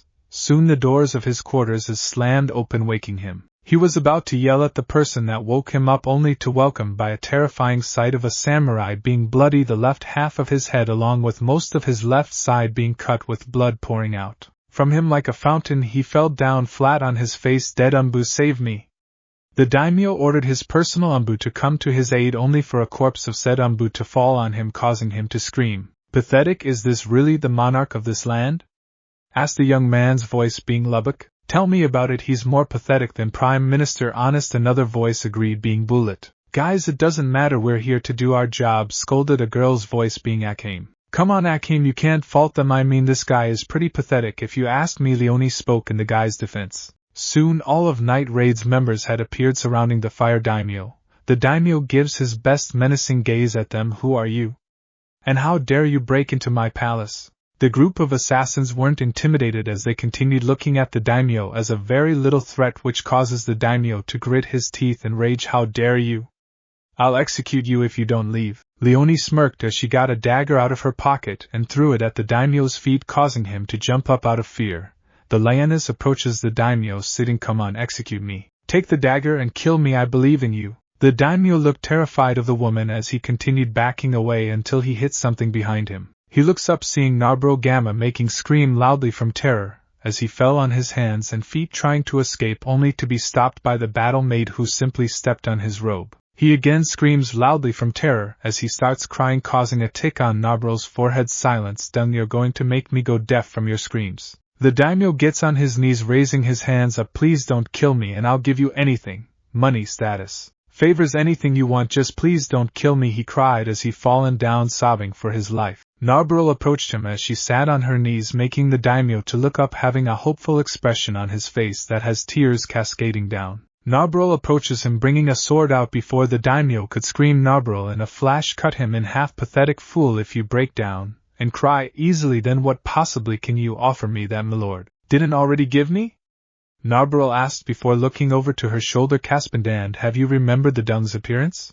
Caspindan chuckles. Of course, don't underestimate me, Narberl, he answered as he turned into the daimyo. He coughs. Oh, please don't kill me, he said in the daimyo's voice as he laughed. That was a good impression, right? I do admit it was good. Thankfully, I'll just play as the Umbu instead of this pathetic Dung, Narberl answered as she thanked her creator that he made her more magic-focused despite being a doppelganger. Very well, Caspindan said, let's clean this up before morning arrives. Morning. Koharu along with her escort had arrived at the palace's meeting room where they waited for the daimyo to arrive. The daimyo came being accompanied by the Umbu guard Konoha placed as he took his seat in front of Koharu. The elder Kunoichi bowed before the daimyo. Good day, Lord Daimyo, may your reign be long and prosperous. The daimyo raised his hand. Thank you, Koharu-san. Now I would like to know the reason for this visit. The elder composed herself. Yes, it was rather sudden, but we came to you for assistance. Caspindan acted worried and confused. What kind of assistance? I already give most of the country's finances to the village, he asked as his acting is spot on. Yes, and we are thankful for that, but unfortunately we ran into problems during our failed invasion of Wave, Koharu revealed. My goodness, how did this happen? Caspindan asked, terrified. We are not fully aware of the details, but it seems a raising threat had just made itself known, Koharu answered. This threat's name is Ain's Ulgaun, and we must eliminate him immediately, so we would like to use the fleet of Fire Country to launch another attack on Wave and also build a new base on the remains of Whirlpool. Before Caspindan could respond to that, a ninja came landed in front of him. Lord Daimyo, forgive me, but there's an urgency that needs your attention. What is it? Messengers from Wave came demanding an audience with you, bringing word from the new Wave Daimyo, the ninja answered. Caspindan knew that the plan of his lord is already in motion, and this is K. He looks over to Koharu. Koharu-san, please forgive this urgency. Of course, Koharu said while questioning in her mind. Ains has sent messengers here already. What is he planning? Soon the doors opened as the envoy from Wave entered. They stood in front of Caspindan before kneeling. Thank you for accepting us this quickly. Yes, after all it is from a fellow daimyo. Now what does the daimyo of Wave wish to share with me? The daimyo of Wave, Ains-sama, is angered by the invasion attempt by your end, however he's willing to overlook this for the time being. The leader of the envoy spoke, for he wishes to invite Fire Country to compete in a series of games he'll be hosting. Koharu, who was still there, narrows her closed eyes at the envoy and the outlandish decision of the new daimyo whom is currently their raising threat. She turns over to the Umbu, giving her hidden signals. The Umbu nods as she whispers into the daimyo's ear. For what purpose does he hold these games? Caspindan asked. To celebrate his coronation and to let his neighbors know he has no bad intentions to anyone, the envoy leader answered. The daimyo smiled goofily as he closed his eyes. I accept his invitation. Koharu was about to argue, but the Umbu raised her hand, giving a hand signal which translated into this: approved by Jiraiya-sama to get closer to the threat. One of the spies contacted me and delivered this message. Koharu gave a silent nod as she watched the proceedings between the daimyo and envoy as they left. We'll see you in about a week, Daimyo-sama. Yes, I can't wait. Koharu, who remained silent up until now, coughed, bringing back attention to herself by coughing. Yes, Koharu-san, you were saying? Nothing for now. I ask you to allow Konoha to represent Fire Country in the games, the elder simply asked. Of course. After all, Konoha is the most powerful ninja village of all, Caspindan said while feeling sick about praising nations that weren't under his lord. It was needed, but he feels like washing his mouth after the old woman leaves. That's all. I'll now tell the Hokage about this, Koharu said as she got up. She bowed before the daimyo one last time. Thank you for your time. Soon she and her escort left as they brought out a kunai that shined as they disappeared. Caspindan coughs as he gets up. I'm going to the bathroom to clean myself. Acting like this pathetic human made me sick with myself. In Konoha Hokage office, Koharu arrived via the teleporting tech they developed using the 4th Hokage's notes back to the village. She sat in front of the Hokage. So the Fire Daimyo was about to negotiate the plan, but an envoy from Wave came bringing word from the new daimyo, Ain's Ulgaun. Tsunade's eyes widened. Ains sent messengers? Koharu nodded. Was it some sort of a threat? Koharu shook her head. No, rather he's willing to overlook the transgressions done against him, for Fire Country is invited along with other countries to compete in a games tournament that he's holding, and the daimyo foolishly agreed. Why didn't you stop him? The Hokage asked. I was about to, but the Umbu escort we put told me it'll be beneficial, for Jiraiya approved of this himself, the elder revealed as the Hokage gestured for her to continue. Yes, It appears that one of Jiraiya's spies had contacted the Umbu knowing about Ain's next course of action. Tsunade sighs since this is something Jiraiya would do and won't tell her about it beforehand. She looks over to Shizen. Shizen, bring me files about our ninjas so we can decide who'll represent us in the games. Shizen bowed yes as she went to get the files. She smirked to herself. You're really evolved from the loudmouth charge and headfirst little brother Naruto. Shizen praised her little brother figure whom evolved from a loudmouth to the master planner he is now. Bridge of Kusa. Shelter stood idly using a hiding spell that made her invisible while the improved Hiriko puppet that was on auto mode waited on the bridge. The waiting was over as a figure had arrived whom Shelter recognized as Kabuto. Hello young Master Sasori. Shelter yawned seeing the interaction but also feeling Orochimaru's presence. The fact that the snake thinks he's invisible is boring her to tears. He's a whole lot more foolish than that blue-haired human in our first world, the vampire thought to herself as suddenly Kabuto was about to chop the puppet only for the auto-puppet to activate the magic shield that stopped Kabuto's palm. Kabuto's eye socket were so wide one would believe they would fall any moment now. How? What is this? The spy asked out loud before he smelled something burning, which was way too close to him. He looks down seeing his own hand burning. He quickly removed it as he screamed loudly in pain. Hiriko then brought out its sting tail and stabbed Kabuto's midsection, injecting deadly fast-acting poison. The albino-haired right hand of Orochimaru couldn't even let out a sound as his soul left his body. Orochimaru, who was hiding for the window of attacking the puppeteer, looked terrified at what he had just witnessed. He remained at his spot for a while before attempting to escape. He backed out slowly before bumping into someone. Are you seriously one of the deadliest ninjas in the world? Shelter asked mockingly as she wrapped her arm around Orochimaru's neck. Orochimaru chuckles. Well, I'm rather curious about you. You managed to improve Sasori's pathetic puppet, easily killing my right-hand man and evading my senses easily. Shelter yawns. Well, I wouldn't really consider it an achievement due to how slow and weak the two of you are. Please, underestimating me is a big mistake. Orochimaru shouted as hundreds of snakes shout out of his sleeves, lunging at Shelter's face, making her yelp. Orochimaru smirks as he attempts to break free and turn around, then attacks Shelter only for the vampire to relock him in her arm as she laughs. Did you really think this cheap trick could faze me? Orochimaru gulped, and the first time he could consider ever. How are you alive?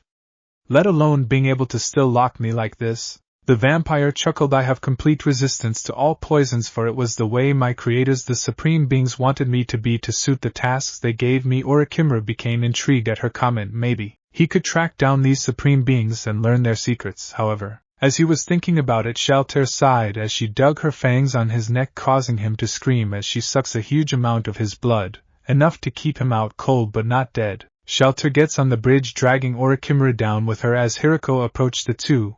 Hiriko, search Orochimaru's mind for information, the floor guardian ordered. The auto-puppet nodded as it summoned a device that was attached to Orochimaru's head to take his secrets in speed sound and send them to Demigure's data collectors. Nazarik's 6th floor. The floor was the jungle level ruled by the Dark Elf twins. It has a long-range jungle that was covered by a fake shy designed by the Supreme Being Blue Planet that changes based on the time of the day. A Roman Colosseum somewhere, and it's also the Chimera Ants farm, a set of NPCs that the Supreme Being Kaido designed. When the guild were about to hit their NPC limits, they agreed they needed more minions. Thus, Kaido designed the Chimera Ant King and Queen, who can produce new minions with different attributes, advantages, etc. Currently the floor has 6 newcomers calling it home, being the tailed beasts. Ainz is face to face with the very beast that made his life horrible. It's been a long time since our last meeting, QB. The fox shrugs. I can't believe the loud-mouthed idiot that was my jailer actually became this powerful. Oh, believe it, Ainz said. Long ago I dreamed of being the Hokage, but now I'm going to be something far greater. You already are, and can I ask a favor?